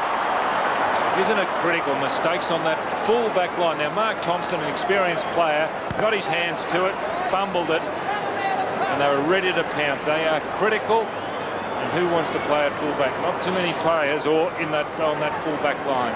Yeah, Denham coming off too for Essendon and McCurry coming off. Oh, Wanganeen, a shocking kick straight to Nace. Now, Nace can chip it over. Mark. Oh, well, gee, that was a delayed reaction by the umpire, Herneman. I didn't think he was going to pay it. And he didn't really hold it, did he? Not long enough. Well, this is Herneman. He's a beautiful kick. He's a highly skilled player. He's a very acute angle. Drop hardly is a beautiful kick. That is a goal. Herneman gets his first, and the Tigers again come closer, trailing by now just 11 points with 3 minutes to go to the break. Well, the score is not a real true indication of the state of this game. Essendon really have controlled it. When you look at the marks, for example, the 16 to Richmond, 32 to Essendon, and kicks. Well, they're always in favour, or seem to be in favour of Essendon. They've controlled the game, but they haven't shown it on the scoreboard. Wayne Herneman getting his first goal. Richmond 7th. Their 4th this quarter. They trail by 11 points, under 3 minutes left in the half. Schaefer this time taps down. Ball spills free out of the centre circle. Maxfield, Buick, a quick kick, touched off the boot, so a play on call. Bauer does just that. Hurd gets grabbed, ducked his head. Is that holding the ball or too high? No, that was a good decision by the umpire. Sometimes they play those the other way. Bremen tried to bounce it, and it comes unstuck. Oh, gee. Buick, quick hand pass, and the Essendon forward line is open. Going to get his 4th. Hurd. He's kicked 3 goals, 3 already. Make that 3 goals 4. We've been very close to 4 goals 3. John Northey won't like that bounce. Well, quite a few other Richmond players have made critical mistakes like that. They're elementary mistakes, and they've got to get them out of their game if they're going to play finals type football. Howard to Campbell. Campbell marking only about 30 metres away from his own goal. Just the hand pass away, gives it back to Bremen. A knock on the nose earlier, which was bleeding profusely, seems to have stopped now. Maxfield snares it well, short of left centre wing. Francis in front. Hills is there. Menangola, who kicked the winning goal against Fitzroy with only seconds to play. Lambert gives the hand pass away, back to Maxfield. Onto that trusty left foot. Hogg. We'll be unhappy with that. It's out of bounds. Hogg wild, I think. A minute and a half to go. You know, Robbo in the first quarter wanted to back Gavin Wanganeen for the Brownlow. I'm putting my money down tonight on Matthew Knight. I reckon that he will be right up in the top. And there's a free kick going the way of the Bombers. He's always in the play, Pete. He's very noticeable. Blonde hair, couple of best and fairest at punt road. Good bet, and most importantly, he can play. There is Mark Harvey. He can play also. Now, Harvey to Manton. Good play by Manton. Okay, let him up. Manton, half-back, Glenn Manton. He's got a good shape, and when he fills out, he'll be a strong player. Broad shoulders. Centre wing, Knights. And that was McCurry, a good mark. He's got a lot of skill too. McCurry. Mark McCurry, one of the young Bombers, seemed to have come out of nowhere. Ridley, Wanganeen. Danger here for the Tigers. The chip pass up in front of Kickett. Kickett punches it on. That was cleverly done to Spawn. Spawn lines up the goals, and he might have dobbed this one. He has. Goal. So the Bombers hit back again, 9-11 to 7-5. They have the answers at the moment, don't they? Well, Wanganeen involved again. Where is that man playing? Everywhere. Well, he's up around midfield at the moment. Started in the back pocket, but he was responsible. Gave the option. Well spotted. Standing room only out there, if you can see past the horses. So back to the centre, under a minute left in the half. 47 plays 65. Spawn's first goal. The Tigers out of the centre through Maxfield. Maxfield's kicked a half forward. He's playing as a loose man in the back line, Wanganeen. The ubiquitous Gavin Wanganeen. Out to Michael Long, two of their best tonight. Long's been very productive with his disposals. Kieran Spawn, who kicked the last goals. Can they get another one? Only seconds remaining before the siren for half-time. Richmond certainly wouldn't want that. Kick it! The big fly. Chris Danaher dives on top of the ball. There's a Bomber free kick to kick it. 6 seconds to go. He'll get the kick. He might go, if the siren goes, he'll go the torpedo punt, Derek Kickett. Well, let's see what he does do. We've seen a couple of great long goals this quarter. Kick from outside 50. I'll back the torpedo punt here. He gets on a little, get the distance. Don't think he's got onto it long enough, has he? Off target, out of bounds on the floor, I fancy. And so no score. Kicked by Derek Kickett after the siren to end the first half. And Essendon will go in with a useful lead, but by no means a match-winning one. 9 goals, 11. In that quarter, they kicked 5 goals, 7. So a good quarter by the Bombers, but it certainly could have been a lot better for them. So at half-time in the Foster's Cup Grand Final, the Bombers leading 9-11-65 to the Tigers 7-5-47.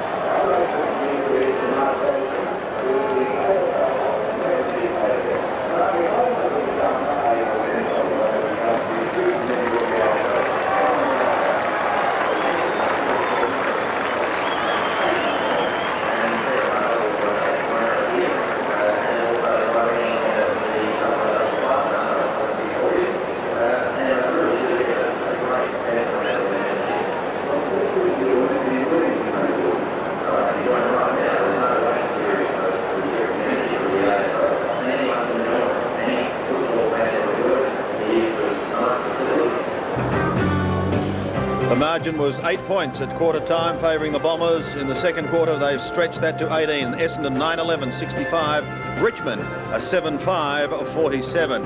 Unfortunately, I've had to stop Bernie Quinlan midway through a cup of tea for a comment on the first half, Bernie. But the Bombers appear to just be able to keep their noses in front. Well, they just seem to be taking hold of the match towards the end of that quarter, I thought, Robbo. They seem to get a few players out on their own, Sandy. And you look at the scoring opportunities they've had, it's 20 scoring shots to 12. They've got the class players up on that forward line. James Hurd, he's kicked 2 goals 4. He could have easily made it 5 goals 1. He's had plenty of the ball. They've got good class players. Wanganeen across the back line. Also Michael Long around midfield, half forward. And also when Derek Kickett came on the ground, he gave them a lift as well. And here's the incident with Somerville involved with Bullis. And we saw him taken from the ground after that, Robbo. Yes, I'd like to give credit to Denham. I think Denham's done a terrific job on Craig Lambert. It was mentioned during the second term by Peter McKenna. I think that his tagging role has been excellent. And also we've spoken, I think, very much about Wanganeen. His first quarter was fantastic. Brilliant. The best player probably for Richmond in that first half was Knights. Right, thank you, gentlemen. 1993 season about to get underway. Some brand new football, and I'm happy to say, on 7, a brand new football song, the name of the game.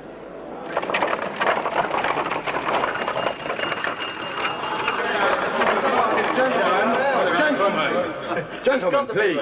135 football seasons ago, 4 sportsmen decided to change the name of the game. So, you've got the post. Between the posts, a goal. Why can't we use our hands to mark the ball? What about these posts? Stick up 2 sticks in the goal. Put the emphasis on kicking. It's the name of the game. Why outside? Why can't we pass forward? The name of the game. Keeps the game flowing. What we call it? The name of the game. But will anybody bother turning up? The name of the game is Australia. The name of the game, Australian, and of course the name of the game, Aussie rules on 7 right throughout this coming winter. I hope you can stay with us for what should be a fascinating season. We'll take a break. Coming up, all the news, the football news, the behind-the-scenes news from Scott Palmer. For inspiration, there have been few moments to equal Tim Watson's burst in the third quarter of the 1981 night grand final. McClure from the back, skipping over well as Watson racing into goal, shoots, and has put it through.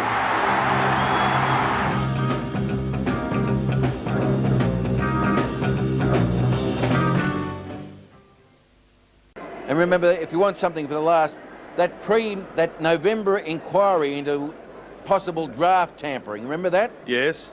Not over yet. Charges could be in the wind, Sandy. Oh, righto, mate.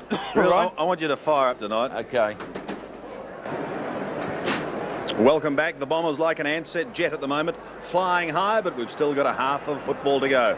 Hard at work in the Sunday Herald Sun offices, the one and only Scott Palmer. It's good to talk to you again, Scotty. For the first time this year, we've had a lot of practice matches today, but the big news up north is that the Bears are celebrating in a big way. Sure are. They recorded their biggest win, 74 points, and kicked more goals than ever before, 26, against the Sydney Swans today. Roger Merritt and Darryl White kicked 5 each, and Darryl, who was supposed to kick 4, Robbie Wall said, go out and kick 4, hit 5, and he said, give me the 5, big Robbie.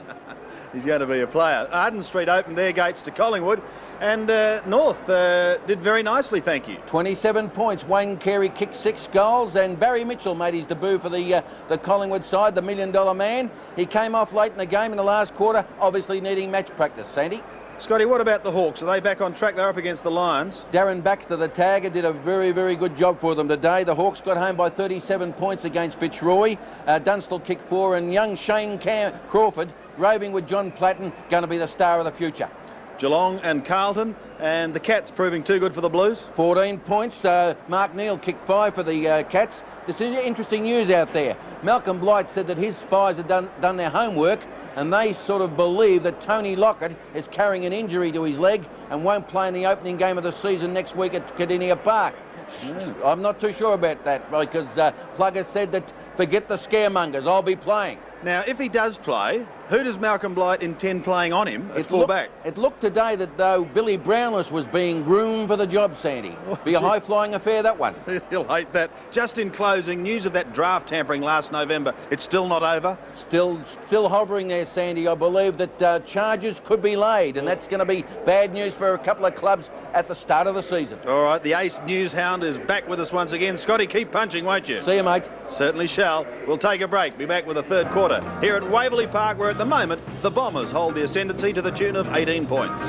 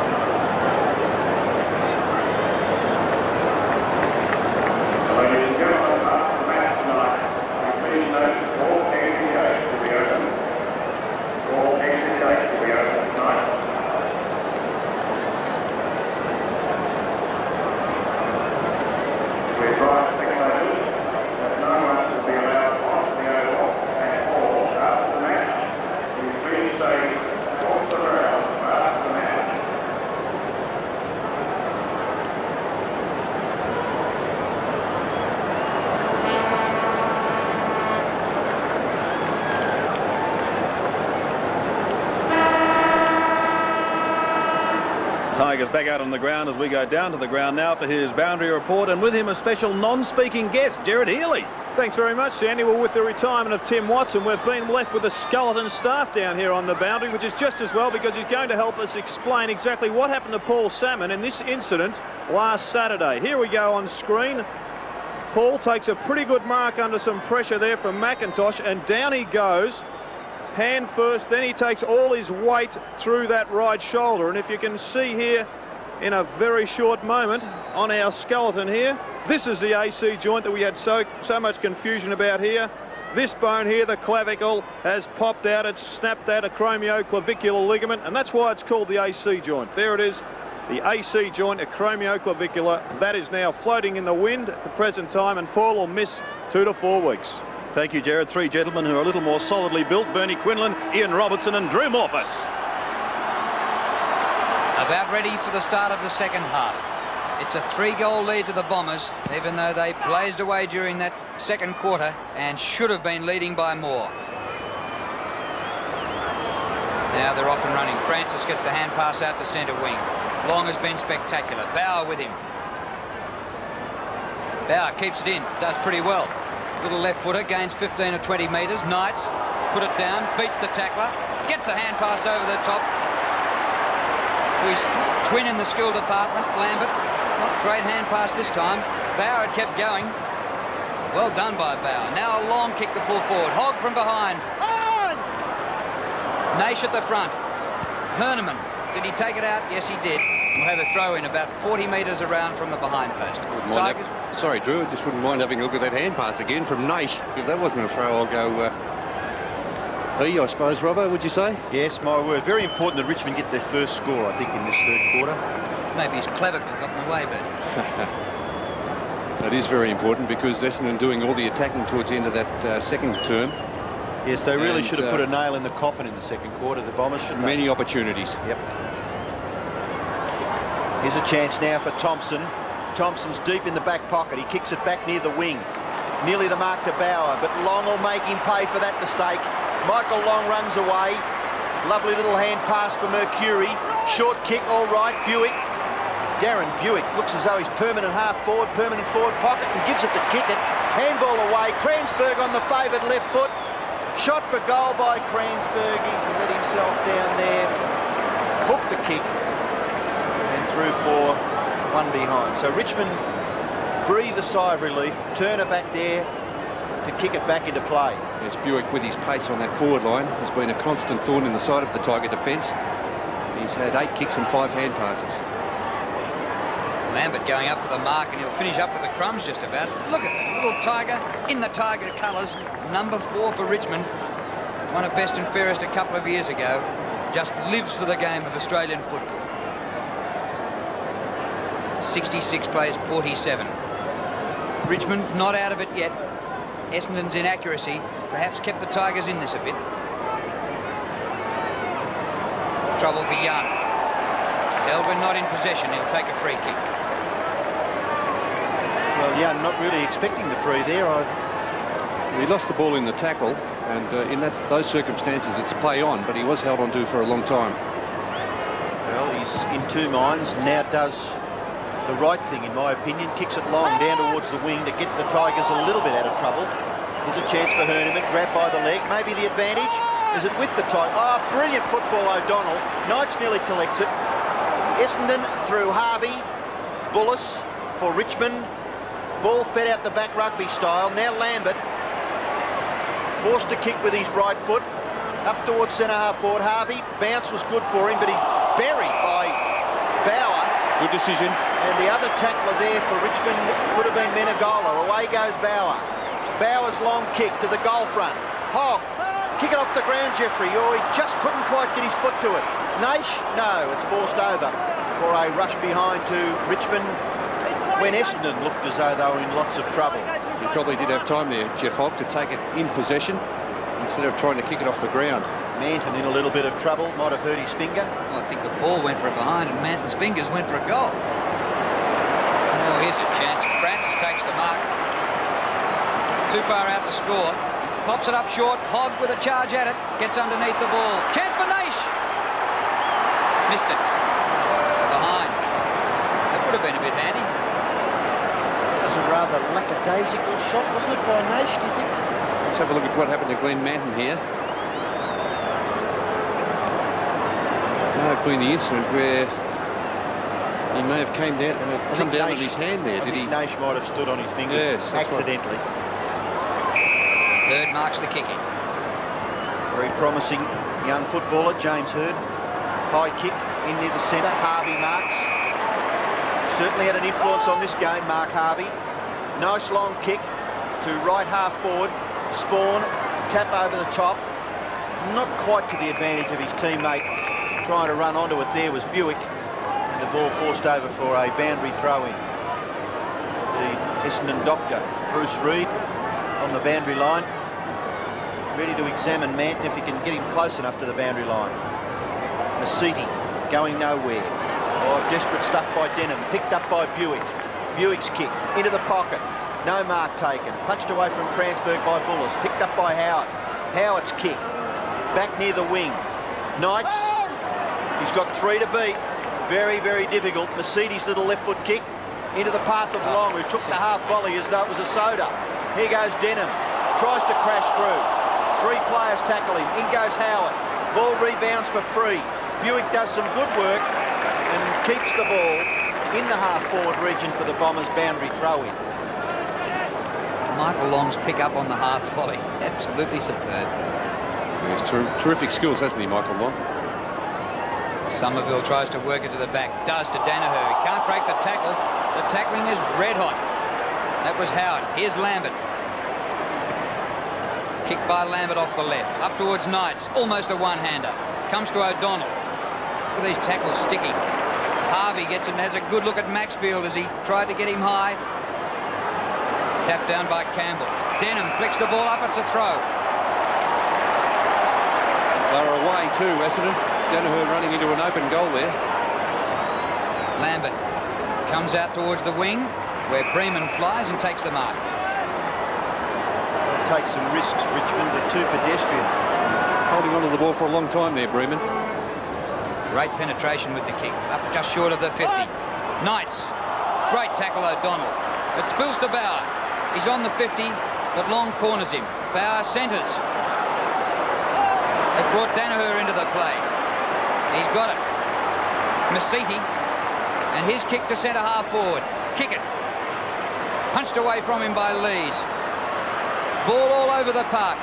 Not much scoring in this third quarter, but great stuff to watch. Masiti out to Denham. Kicked by Denham off the left. As it cleared the defence, it has onto the chest of Mercury. Within scoring distance, not quite. He goes for the pass to Hurd.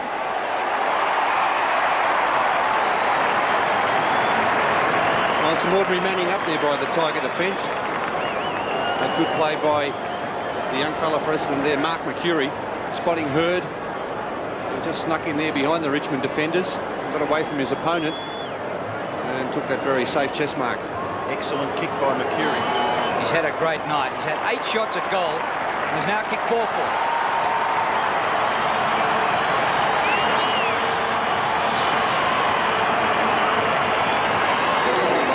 4-4 in the team tally of 10 goals, 12. It's just sneaking away a little bit at the moment. Richmond really need a couple of quick goals to get back into this match. Got some very classy players, Essendon, all over the ground. Very impressed in a couple of these young Essendon, well, the baby Bombers, I suppose, as they've been called. And James Hurd, one of those.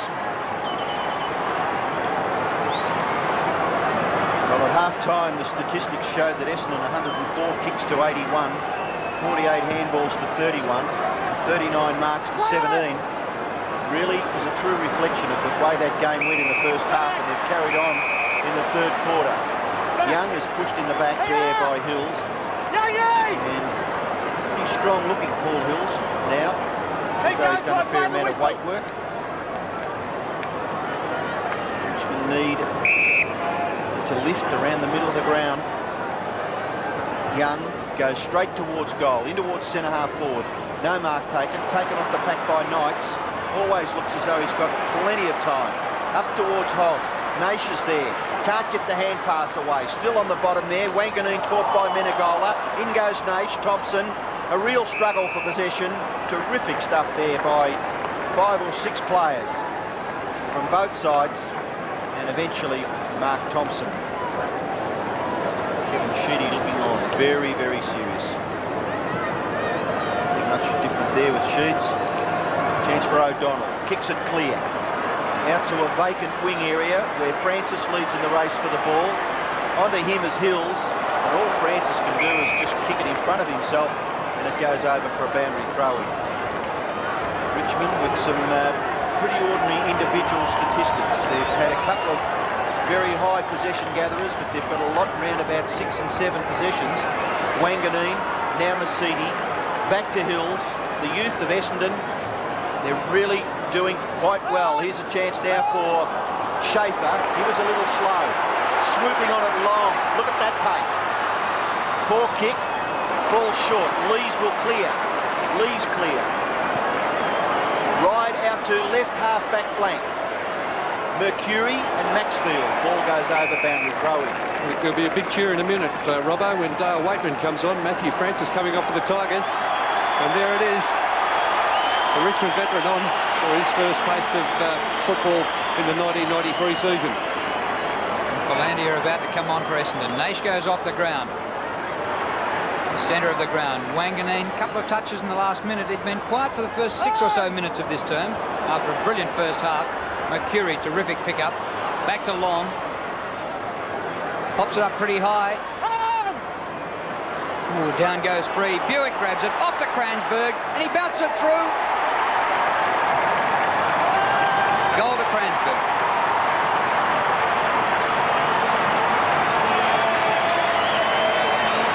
Two goals to Peter Kransberg, and it looks a bit of a break now for the Bombers. There's quite a gap opening up now. Essendon really doing most of the attacking in this third term. Two very constructive players on the forward line. Buick competing for that mark and then doing the roving as well. Feeding off that hand pass to Kransberg, who kicks his second goal after starting off from the interchange bench.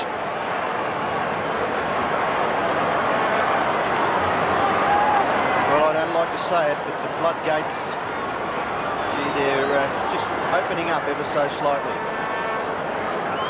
Essendon 29 points in front. Somerville. Good bounce. Back at the centre. Somerville gets his left hand to it. Menegola goes back and gathers quite nicely for the Tigers. His kick high to no one in particular, but Wanganeen, look at that. It's judgment through the air. Quite superb.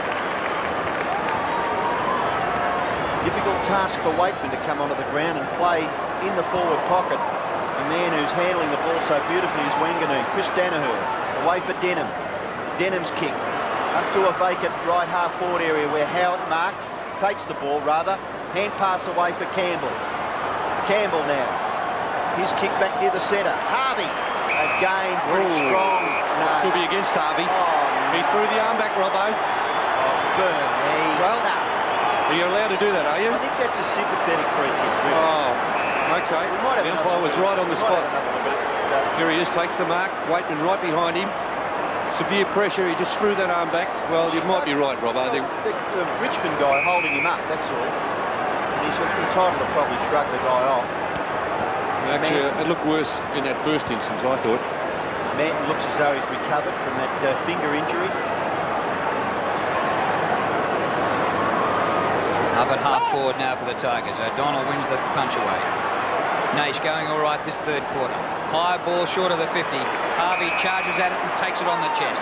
Across the half-back line he goes. Out in front of Michael Long. This is a sprint, and guess who'll win it? Michael Long. Great shepherd by Kickett.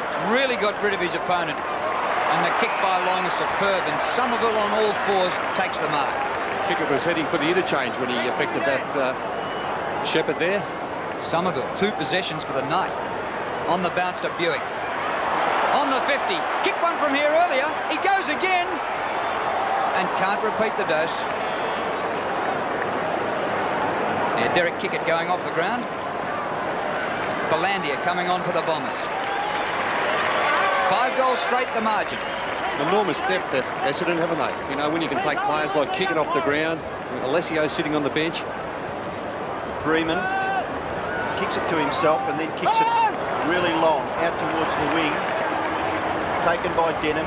playing a disciplined game. Wanganeen caught, must be penalised. Umpire swallowed his whistle. Maxfield taps it out of bounds for a throw-in. That was a terrific tackle by Lambert. Wanganeen was slippery as an eel, but he stopped him dead. Lambert let the umpire know about that. Boundary throw-in. Turner beaten for it by O'Donnell. Masidi. Back it comes to O'Donnell. O'Donnell forced to kick quickly off his right foot. Punched away by Free from Buick. And a boundary throw-in will take place. Well, the Tiger fans, they haven't had much to shout about in this third quarter. They went in at half-time with a scoreline of 7-5. They've progressed to 7-7. On the other hand, Essendon have gone from 9-11. Oh, that's kicking in danger. Against Johnny Howard there, the little bloke Peter Philandia. I think you mentioned last week, Robbo, very much like Tony Liberatore in stature. Yep. Philandia's kick. 25 metres short of goal. Free kick right in front. Round the neck of Somerville.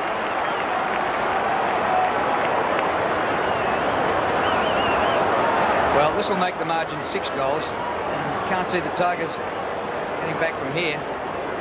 Just have a look at this in replay. Big pack of players flying for that ball. Somerville down low. And there's the tackle there. Definitely around the shoulders by Robert Schaefer. Kick by Somerville. Is another one.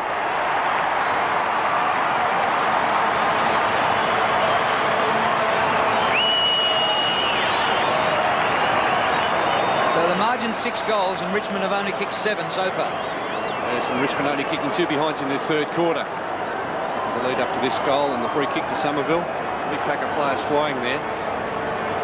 And no doubt about that. A bit of a crude tackle there from Robert Schaefer, the young Richmond ruckman. And Somerville making no mistake.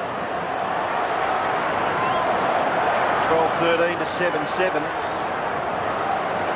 So, sizable margin in favour of the Bombers. 8.5 minutes left. Denham gets them away from the centre. Vital centre breaks.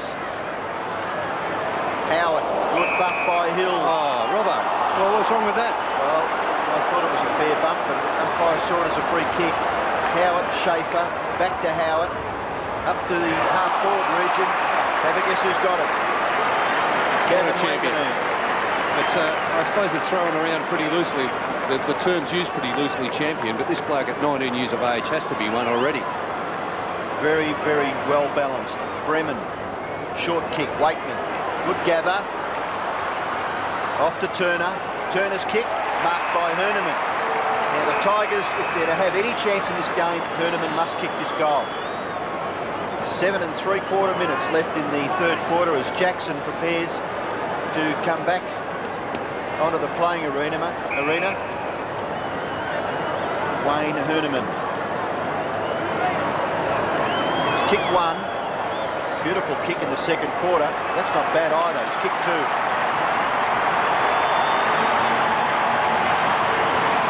So Richmond get their 8th goal. 8-7. They trail Essendon 12-13. Stephen Jackson comes back on. He's replaced Scott Turner. It's been very slow coming, that goal for the Tigers in this third quarter.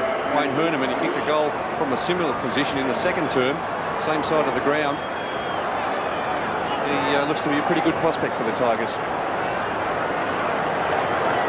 Well, Jackson is a goal scorer. He's got to start getting a kick on the forward line. The Tigers need some scoring. That was their first goal for the quarter. And here's a free kick coming to Essendon, to Somerville. Jackson at centre half forward, playing on Harvey. He's playing at centre half back. Kick out wide. Bird concedes ground. Philandia concedes more ground. Mercury needs to get this one. Well, Denham does for him. The kick by Denham straight up the centre corridor. He's given it away and Campbell takes the mark. 5th in the league in average possessions last year, Campbell. 26 possessions a game. Hills goes back. Wallace a bit of a fumble. Might be out of touch, hasn't played too much footy. Menegola off the left hand to Lambert. Can set something up now. Maxfield's got pace and can kick long. He goes long.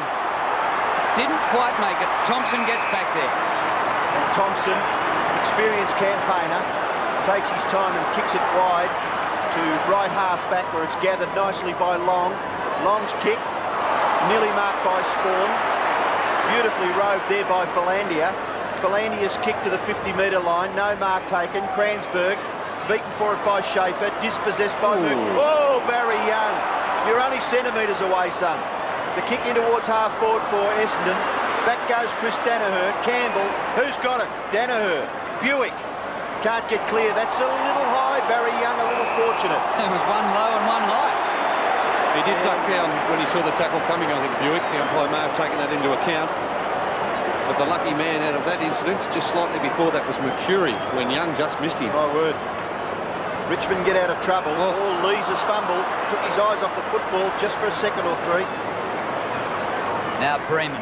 Long kick to centre half forward. Oh, O'Donnell, well done. Alessio back on. Kransberg off for the Bombers. Essendon have won 3 night flags, night cups under Kevin Sheedy, and looked like making it 4 tonight. Philandia's hand passes astray, taken by Bauer into Lambert. Always where the action is, Craig Lambert. Back he goes to Howard. Long kick out wide to centre wing. Knights with a bit of space. Hasn't got too many players free up the ground. So he kicks long to the 50. Jackson in the chop there. Cannot get a touch. Wallace goes back. Hills. Masiti. And they're running free in the middle of the ground. One-handed gather by Wanganeen was perfect. And look at the kick. Hurd is superb overhead. Yes, great mark, Hurd. Strong mark out in front of Barry Young. He's got a bit of a chance of kicking this too. He goes long. Offline. Got the distance, no worries. He has had 9 shots at goal tonight for 4 goals 5, James Hurd. They just seem to have so many reserves and emergencies to come on. They're not short of talent at all, Essendon. They've got so much backup. Wanganeen, 16 kicks, 1 hand pass and 7 marks. Bullis takes the kick in. Back to Bremen. Bremen's kick out near the wing. Nearly marked by O'Donnell. Tap on was by Patura. Now Knights. Kick beautifully smothered. O'Donnell. Bernie must get so many stats that don't really register on the stat sheet. Exactly, exactly, and they're the very important ones, aren't they? That one especially, saved probably 20, 30 metres. It wasn't a full-blooded kick. Just absolute lousiness, wasn't it, yes, by O'Donnell? It was. Bauer. Not a bad kick by Bauer, and it's marked by Maxfield.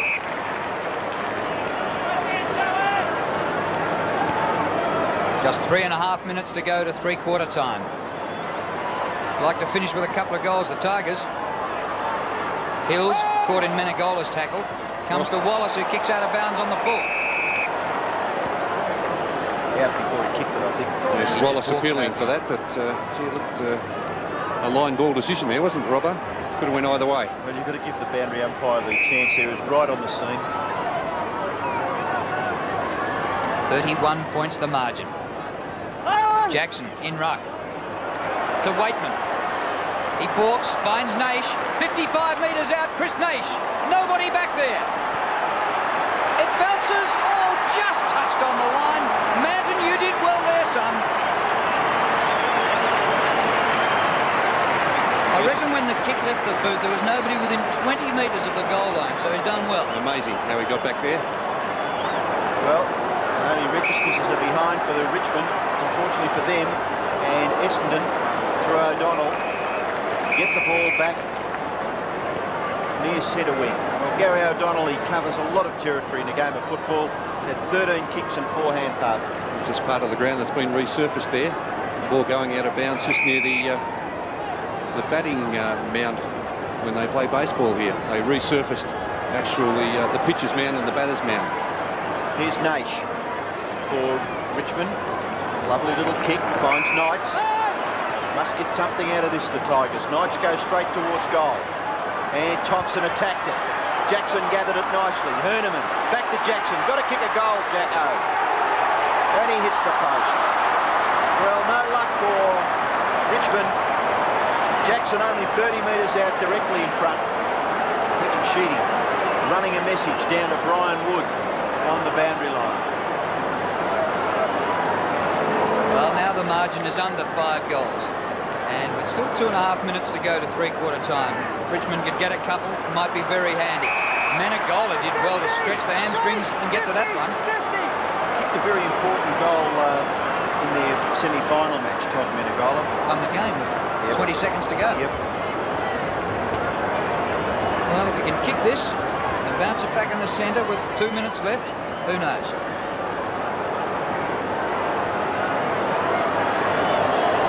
Todd Menegola, ex-West Australian. They kicked pretty well. He has kicked well.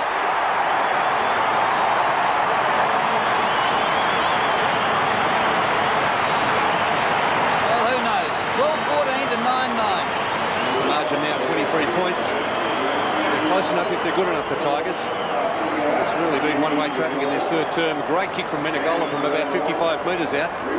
So he's covered 60 metres with that drop punt. And as we just said, he kicked that winning goal in the semi-final against Fitzroy.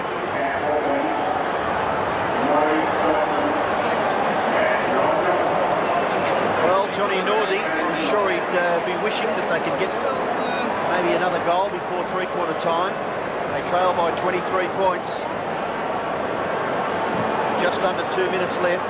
Schaefer beaten for it by Somerville, down to Denham, marked by Greenman. Move it on quickly, Todd. And he does. This time, the kick has been marked by Young. We just had a figure on the crowd, Robbo. 75,500. Fabulous. That is unbelievable. Kick goes in to centre-half forward. And that could be paid, is it, to Bauer? Yes. Handball away. Lakeman. Go, Dale. Cover yourself in glory. Goes to the goal front, but he hooks the kick. And it's through for a behind. He didn't look confident, did he? And a couple of minutes ago, he gave a hand pass away to Naish when he might have otherwise gone for a goal. Well, probably lack of football. He missed a lot of football last year, Dale Waitman, with Achilles problems. Minute 10 left to three-quarter time. Big pack here. Comes to Wallace. Nearly dispossessed. Gets rid of it. Long didn't take possession. Isn't that beautiful to watch? Masiti to Mercury. All the M's with the big numbers. O'Donnell. The O with the small number. And run over the boundary line by Hurd, and we'll have a throw-in. Well, Essendon have it down their end. But there's time enough for Richmond to whip it up for another goal. First time these two teams have played in a final, day or night, for 50 years. And it hasn't disappointed. Galandia was out, the ball was in. Oh, terrific stuff. What a mark by Bullis. And they're going to go down that far side of the ground. If they can get a player in the open, Free, ball bounces awkwardly. Well done, Tony Free. Chased by Spawn, but took the ball away. Pass, Waitman marks. Plays on into the centre. Bauer. Bauer's kick up to half forward. Just 13 seconds left. Denham's going to get back. Maybe this will tidy up for Essendon as Chris Danaher goes for the boundary line. And that surely will be the last passage of play apart from this ruck contest before three-quarter time. Jackson in position to do the ruck work against Harvey. Harvey from the back, gets the tap out. Knights! Siren sounds, this kick will not register. Jeff Hogg. And at three-quarter time, Essendon lead by 22 points, 12-14 to 9-10. In one of the biggest turnabouts in football history, Richmond defeated Swan Districts by 186 points in the quarter-final of the 1982 night series and promptly lost to the Sydney Swans in their next match by 53 points. A 239-point swing. That time, yes, the goal.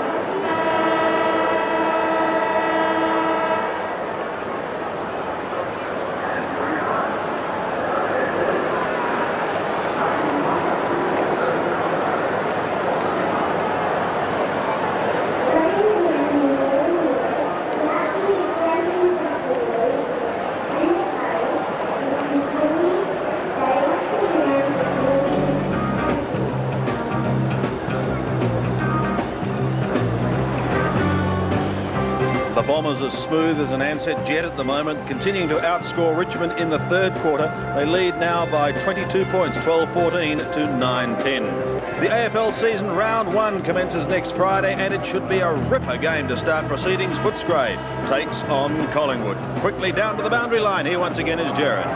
Yes, thanks, Sandy. Bombers on top, but don't count out the Tigers. They just need a spark from somewhere. Hogg must kick a couple of goals, as does Jackson. Things must go right for him. He's had a pretty ordinary night so far.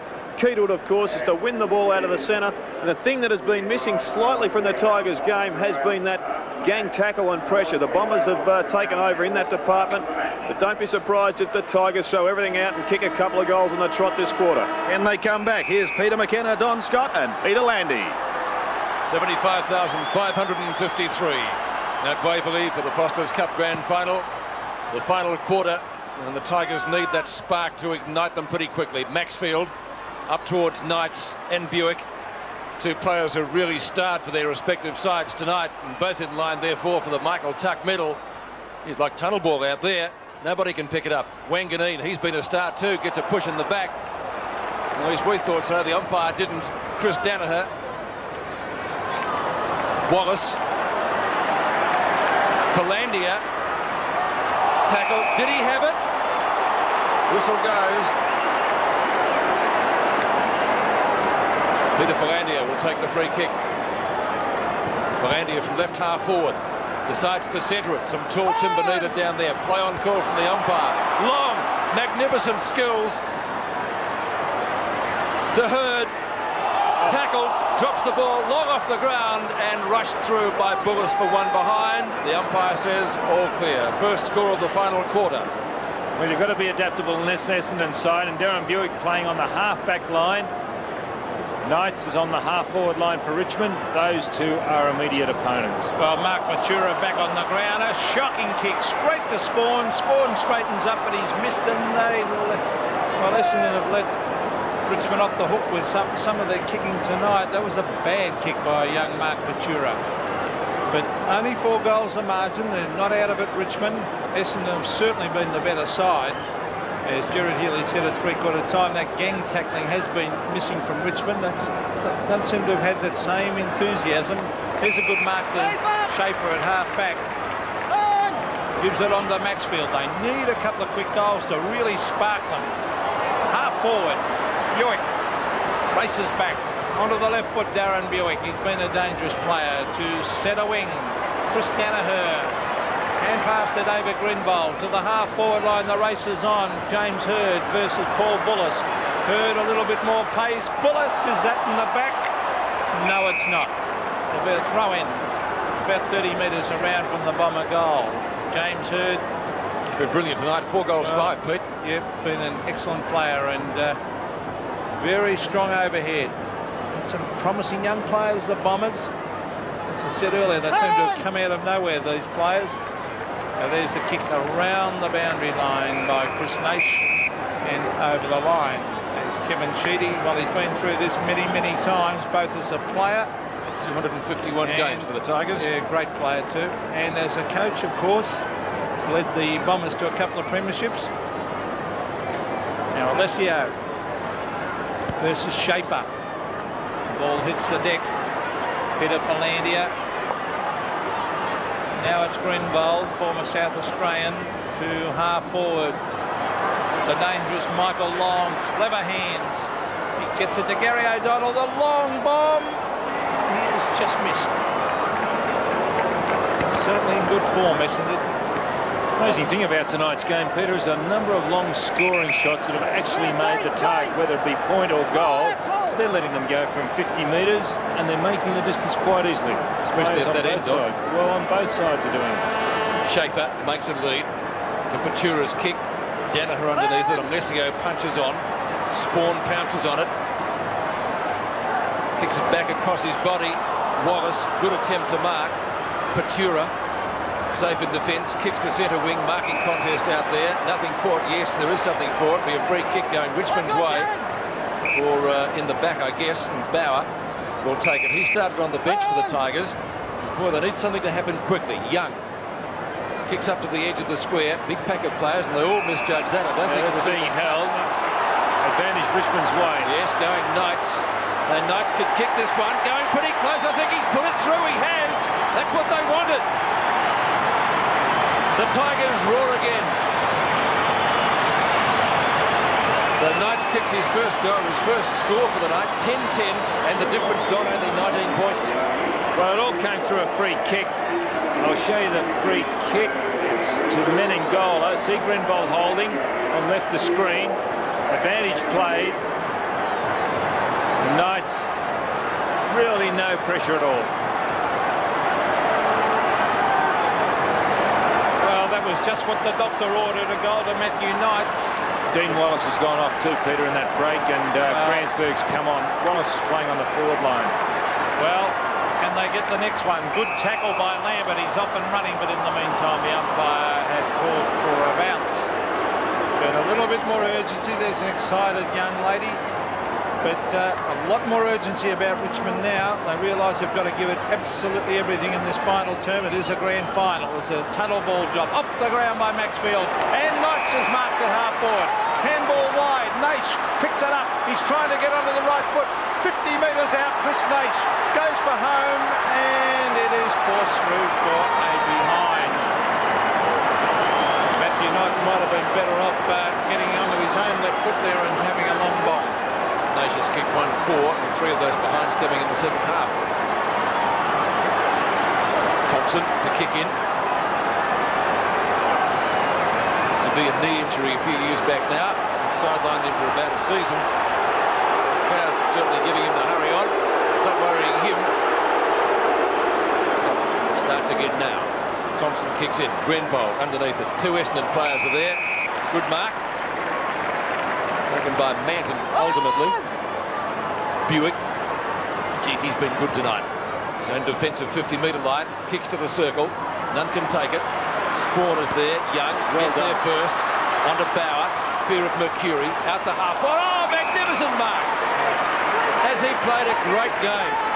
Started off well and has got better. Wanganeen to Buick. Kicks to centre wing. Mercury. Masiti. The big M's. And here's another one. Hurd underneath it, but Kransberg's there. Kick away for Richmond. Came from Patura. Back it comes Mercury. The Bombers answering the Tiger challenge. He kicks long into the forward pocket. Off the hands of Young. They wouldn't want to make a meal of this. And Young clearing dash gets Richmond out of danger. Oh, great play, Barry Young. He backed himself in. He's found Campbell. Boy, have they lifted their tempo, Richmond, as they go forward again. Wanganeen. Oh, have a look at that. That was great play. Great play.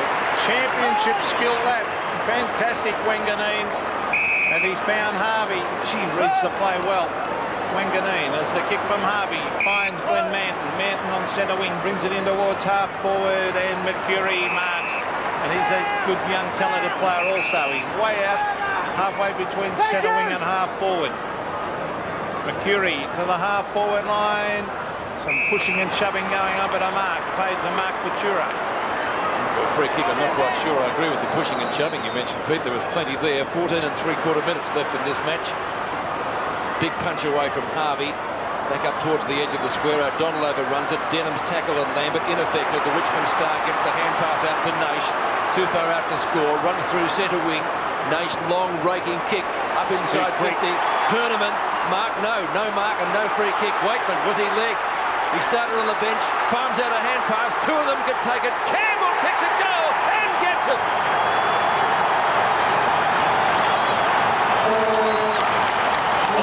Then 12-17. That's his 3rd goal. Hanneman. That was a good hand pass by Waitman, but it was a good kick and good lead. Number 1, it was Herneman who took off. The ball were about centre wing. And there he is following up. And Richmond back in at only 2 goals the difference.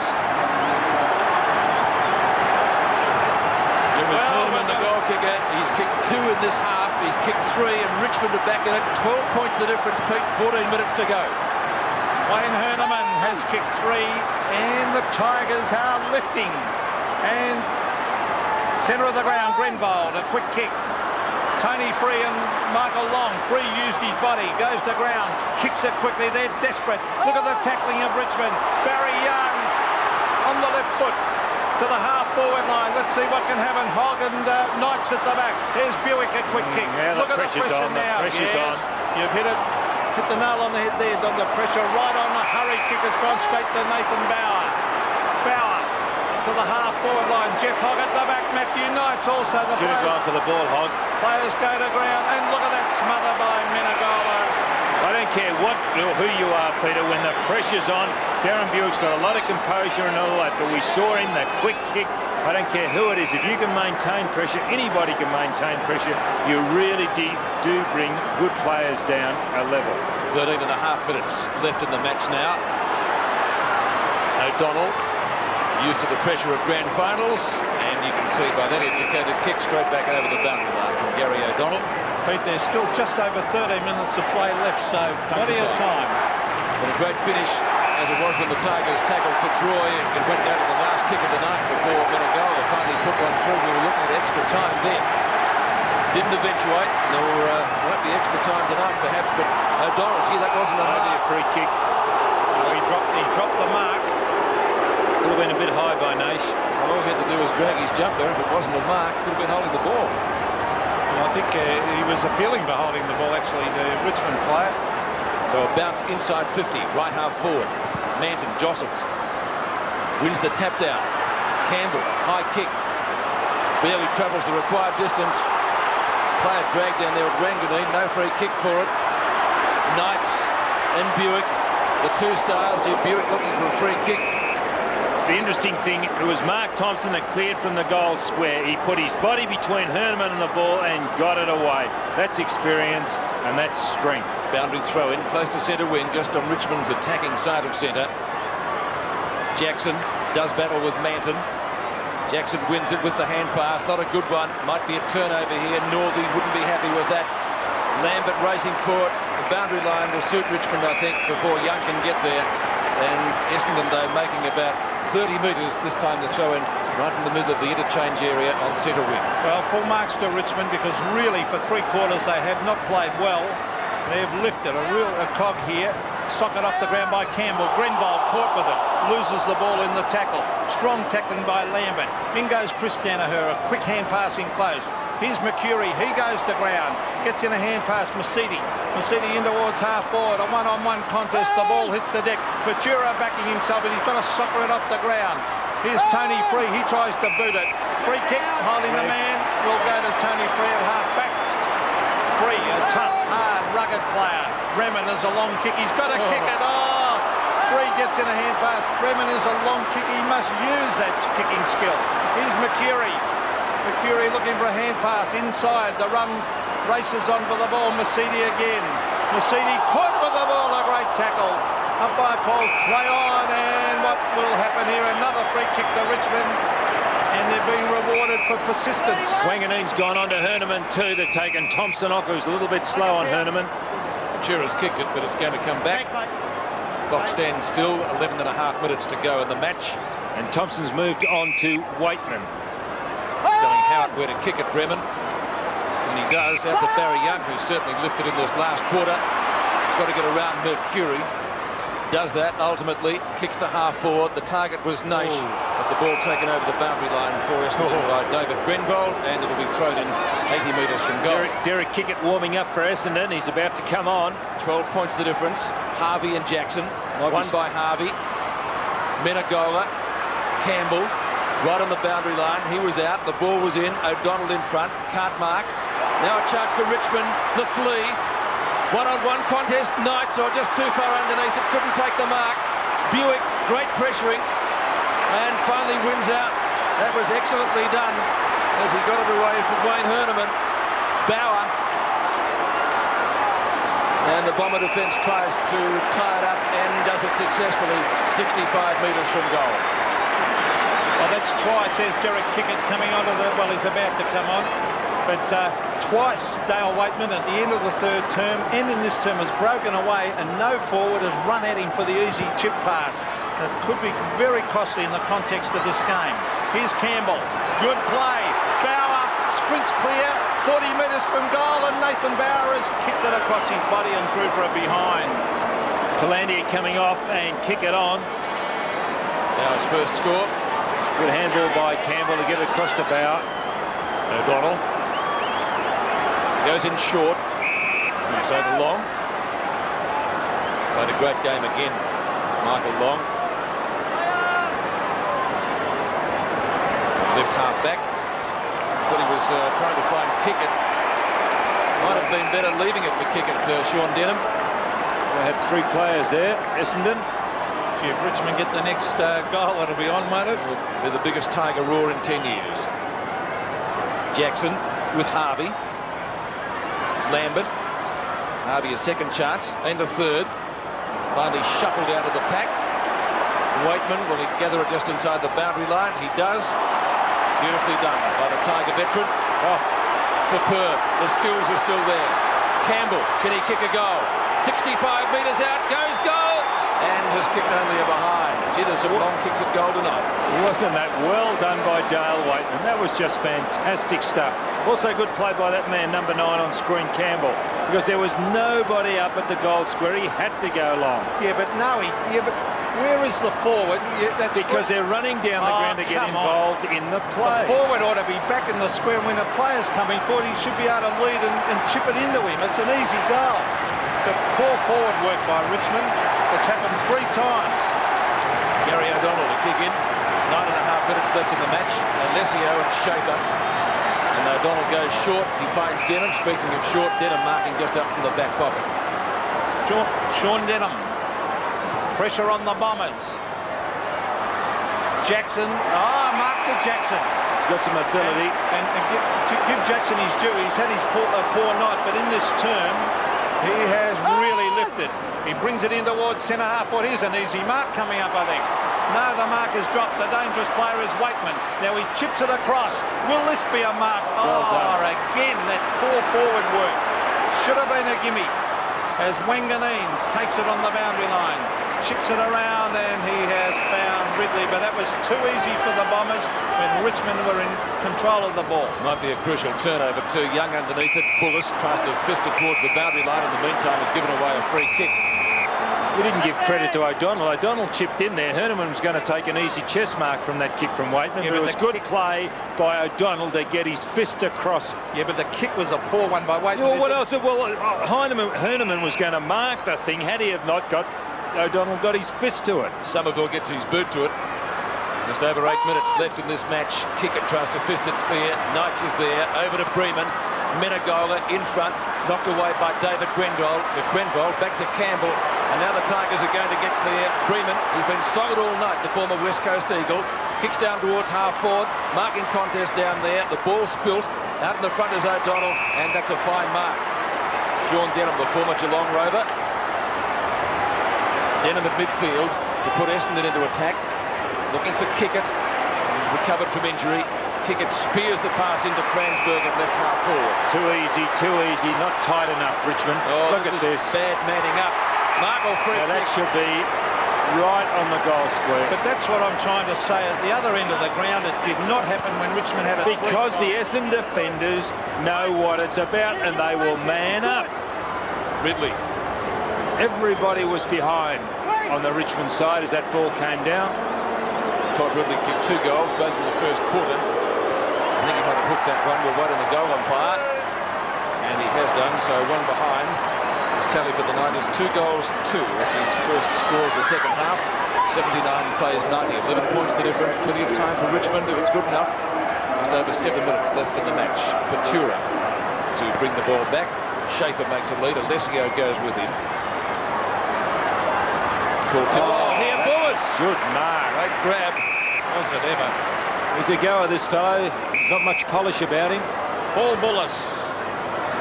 Running back with the flight of the ball. Is that Barry Young? Yeah, he should try and punch it on. That's all. Straight to Buick. Bad luck. His idea was right. A wobbly kick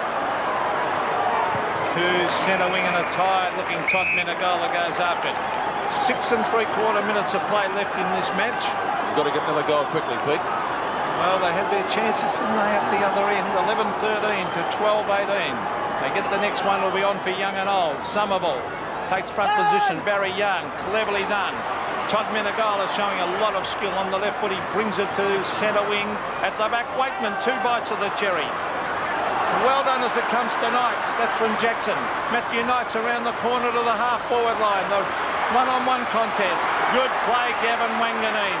Still going after it, Wanganeen. Desperate Players stuff, charging after it. Free kick. Holding the ball against Jeff. No, that's fair enough, too. Oh, turn it up. That is fair enough. Absolute rubbish. He trapped the ball. Watch this on replay. Right, he goes to ground. Now have a look. Yeah, okay. Now watch dives on the ball, dives on top of him, and that's a free kick against Hogg. Well, he made no attempt to get rid of the ball. What could he do? Try. Yours between you two. Alessio palms it to the back. It went to the opposition though. Clock ticking down under 6 minutes now. Position at half forward. Oh, this is a chance they want. Naish gets run down, gets buried. He's got a second chance. Runs straight at the ball. Kicked away from him. He's injured, isn't he, Wakeman? Wakeman, Lambert gives the hand pass away. Hogg's there, gets tackled free too kick, high. Hogg. Not this time. He doesn't look injured. He looked a little bit proper than Dale Wakeman as he got the ball. He's had a few injury problems in the last few seasons from Jeff Hogg, the Tiger captain. Oh, gee, he's holding the ball here again, holding it to him, isn't he? Interesting one. Might have got a nudge in the back, but play continues. Richmond's forward line has been on the forward line for the Tigers most of the match. Kick out of bounds on the full. So from Jackson. Free to Essendon. Last line of defence. 5 minutes left in the game. Wanganeen or Harvey. Debating whether who's going to take it. That's going to be Wanganeen. And 2 goals quickly. Those are the little areas where Richmond have got to tighten up. Experienced talent gone perhaps in the final term. Danaher kicks long. Mercury underneath it. Bullis punches down to him. Now, what is he holding the ball? No, he was trapped. He was trapped. Oh, that's unlike the Hogg one before, was it? The Bombers warming up. Answering the challenge pretty well. Time might beat the Tigers. Half-forward flank. They need to get it out of the scrimmage. There's Jackson almost through it. There's Wakeman. He goes to ground. Played for the free kick. Around the corner goes Knights. He has been magnificent. Harvey back with the flight. So's Wanganeen. Hogg playing for the free kick. Threw it out. Oh, yes, he did. He scooped it up. That's a throw. Good umpiring. No doubt about that one. Harvey to the half-back line. Alessio. And it rolls over the line. Now, Richmond have 4 minutes in which to win this game, but they have to kick 2 goals. That'd be pretty hard. Mercury off the ground. 79 to 90. Ball on Richmond's attacking side of centre, but only just. Jackson taps it down. Lambert. Hills. Young. Menegola just about threw it over the top. It went to the opposition, so it's turned over. Hills. A real grubber, not really to the advantage of his side. Bullis goes down. Essendon had the numbers. That could have been a free kick for around the neck. And in fact, it doesn't go to Masiti. It goes to Hurd. He's been brilliant tonight. He's kicked 4 goals, 5. Marking contest. Oh, Derek Kickett at the back. This could be the sealer. Kicks a goal. Essendon will win.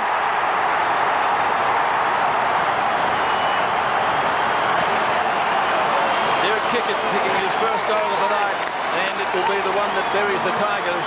11-13 to 13-18. They need to kick 3 goals now, Richmond, and that's just about an impossibility. Well, it's Bremen, Todd Bremen, who is Kickett's man. Look how far Bremen is behind. You've really got to tighten up.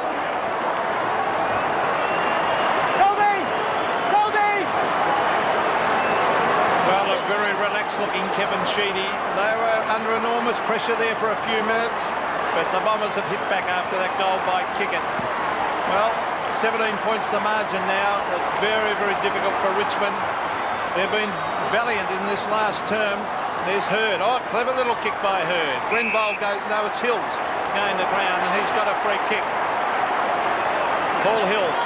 But, oh, he's kicked into the man. Now Buick. Buick backed up beautifully, Darren Buick. A bounce. He races. Oh, he breaks the tackle. He bounces again. Terrific play by Buick. On the Hurd, can he kick his 5th goal? He steadies. And James Hurd has slammed it through for goal number 5. The Bombers are home. 2 in the last half. He's got 5 goals, 5. James Hurd. He certainly knows where a player is. He picks them out. He was responsible for getting that ball down before when kick it goal. And he knows where the big sticks are here, Hurd.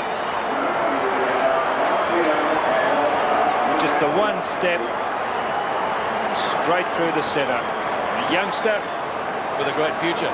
My word, he has. Kicked 6 goals, I think it was, against Hawthorn in a practice match. He's kicked 5 goals, 5 here tonight. Essendon lead 14-18 to 11-13, so it's going to be Kevin Sheedy's 4th night premiership with the Bombers. That's a pretty good effort. Hill was getting ridden into the ground, then applies a tackle, and it's going to be a bounce. No, it's not. It's going to be a Richmond free kick on right centre wing for the Tigers. Bremen. Good shepherd by Lambert to keep Grenvold at bay. Up to half forward, Harvey underneath it, Hogg at the back. Herneman couldn't take it. Hogg, the captain, tries to lead by example, but Essendon again having the numbers in defence. It's been the story in this last quarter because Richmond's attacked repeatedly, long to O'Donnell, and the second time in the quarter Gary O'Donnell goes educatedly for the boundary line, this time on the outer side. Previously it was to the members' stand flank. Todd Menegola sitting the bench with 2 minutes 11 left in this match. Tigers winning 3 in the Foster's Cup but losing the grand final. A splendid effort, a great start for the season nonetheless for them. 75,500 fans. We've seen what has been a pretty good match. Well, they really dominated the game for 3 quarters, the Bombers, didn't they? And it's only been this term that Richmond have got on top, and Essendon have been good enough to come back again. Half forward, Howard is there. Now I thought that came off Howard's hands, but Mark the Hurd, he's been a fine young player. He's kicked 5, but he's just so promising. There's Knights, very cleverly done. On to Francis. Matthew Francis has not kicked well tonight, and that's another absolute shocker. And Essendon have looked far more dangerous when they go into attack right throughout the night than what Richmond have. Jeff Hogg's been well held. Jackson was well held. Was taken off the ground. Jackson played well in the last quarter. But for 3 quarters he was right out of it. So they've had trouble kicking goals up there, Richmond. Minute and a half to go. This is Bullis. The number that Neil Barm carried with distinction for many years. Got the bulk of Barmy. Campbell comes away with the ball, but he better give it back, otherwise he'll concede 50 to Bomber Thompson. It's a possession game now. This is just playing possession game. They want to see the clock tick down. Buick to Chris Danaher. With Neil sitting on the sidelines. The Bomber coaching panel, Gary O'Donnell. Never see him play a poor game. O'Donnell to Buick, and by gee, he's been absolutely tremendous and very dangerous close to goal. And he'll score. Can he make it 6? Gets the chance, but it went begging. Couldn't gather the clean possession that he wanted, and so we will see a ball up some 25 metres out from goal. So a good start by the Bombers to the year. Likewise for the Tigers. It's going to be a Bomber premiership though. And the siren rings shortly. Ridley can get a kick at it, a fresh air shot. Denham and Lambert. Denham's done an excellent job on Lambert. Pretty hard to keep him contained for 100 minutes of football, isn't it? Well, Richmond relies so much on Craig Lambert. He gets the hard ball and gets it out to running players. He had so many opportunities. Siren just about imminent. Schaefer, there it is, touchdown. And Essendon has won the Foster's Cup for 1993, defeating Richmond 14-18, 102. The Tigers 11-13, 79.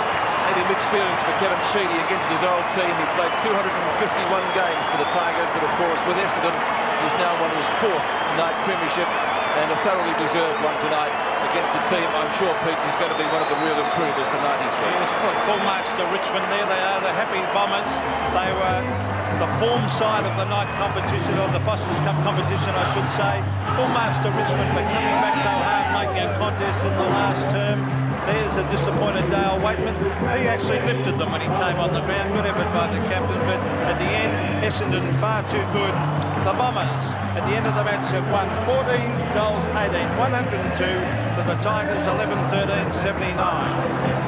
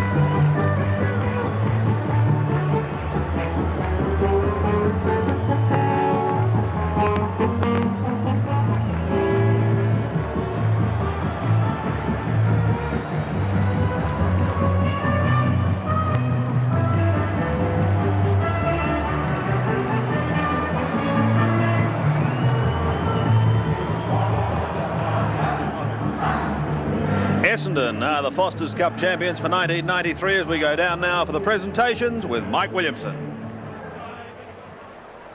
Ladies and gentlemen, boys and girls, well, what a Foster's Cup grand final.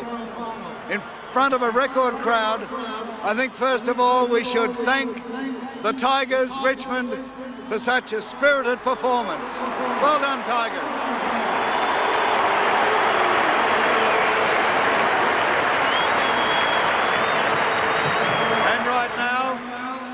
We're about to make the presentation of the Michael Tuck Medal for the best player in the Foster's Cup Grand Final.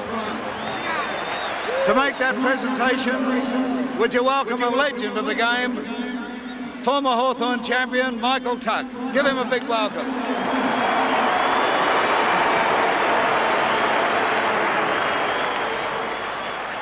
And the winner of the Michael Tuck Medal, Gavin Wanganeen of Essendon.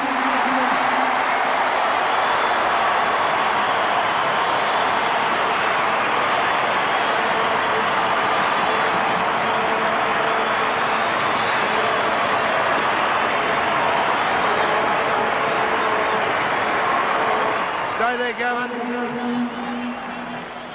And now, ladies and gentlemen, the presentation of the Foster's Cup for 1993. Would you please welcome to the microphone the Managing Director of Carlton and United Breweries, Mr. Pat Stone, to make the presentation. And now, would you please welcome the captain of Essendon and the coach of Essendon. I refer to Mark Bomber Thompson and Kevin Sheedy.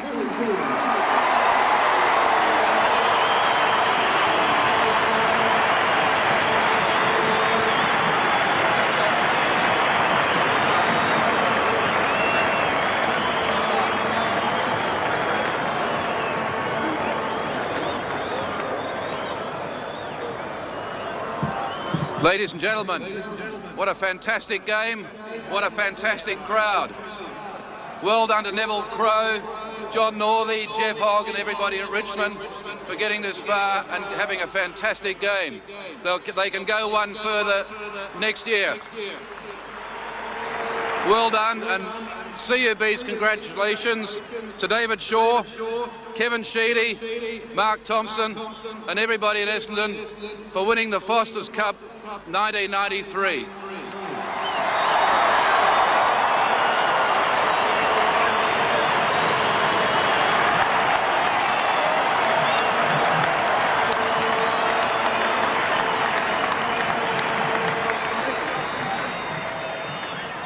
I'd like to thank the players. They did a terrific job tonight.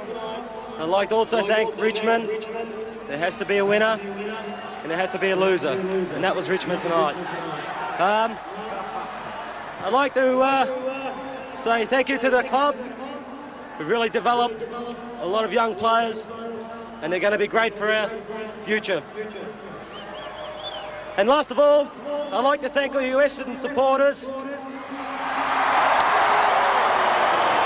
We've got one more to add to the collection. Good on you, Bomber.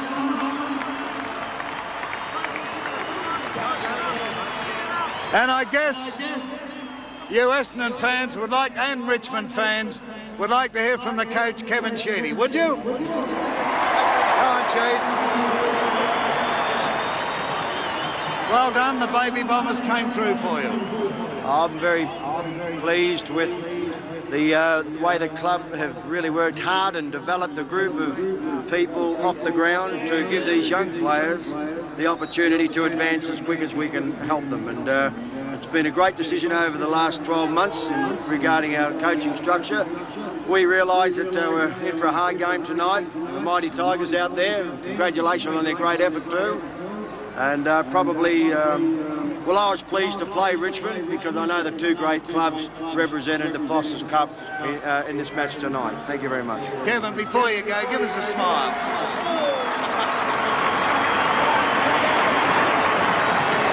All right, we're going to ask the mighty Bombers now to do a lap of honour, and I'm sure you'll give them a big roar when they come around. You're going to do the lap of honour with them, Sheeds? Too old? I agree with you. Righto, boys. So the Bombers will commence their lap of honour in just a moment. They led at every change, 8 points at quarter time, 18 at the long break. They stretched that to 22 at three-quarter time and finished up winning by 23. And I know the season has started because I was listening to the commentary and it was great to hear Pete and Don getting upset and getting stuck into it. Pete, looking back at it, the Tigers had their chances, didn't they, in that last quarter? Well, yes, Scott and I had a little disagreement about the forward setup. I just felt that 3 or 4 times in a vital situation in the last term when Richmond were going forward and players broke clear on their own, there was just no forward who made a legitimate attempt to make a lead to a space. But I reckon that was costly in the long run where they had to blaze away a goal. And but as Don said, Essendon are a very experienced defensive side. They had some great players there. Bomber Thompson, Wanganeen was down there, and they've been through it all before, haven't they? Yeah, the Richmond side made some real elementary mistakes. I go back to the first quarter on centre wing here. Matthew Knights, we sung his praise all night, but when he went for a mark, he just happened to duck the head at the critical moment, knowing players were coming from behind, and that swept the ball away again. And Nathan Bow got the ball, and centre wing, third quarter, spotted 5 Essendon players to 1 Richmond. Elementary mistakes. Then their backmen were behind at critical times. They could have won it, but those mistakes they'll learn from, I hope. Right, gentlemen, take a breath and we'll be back after this break.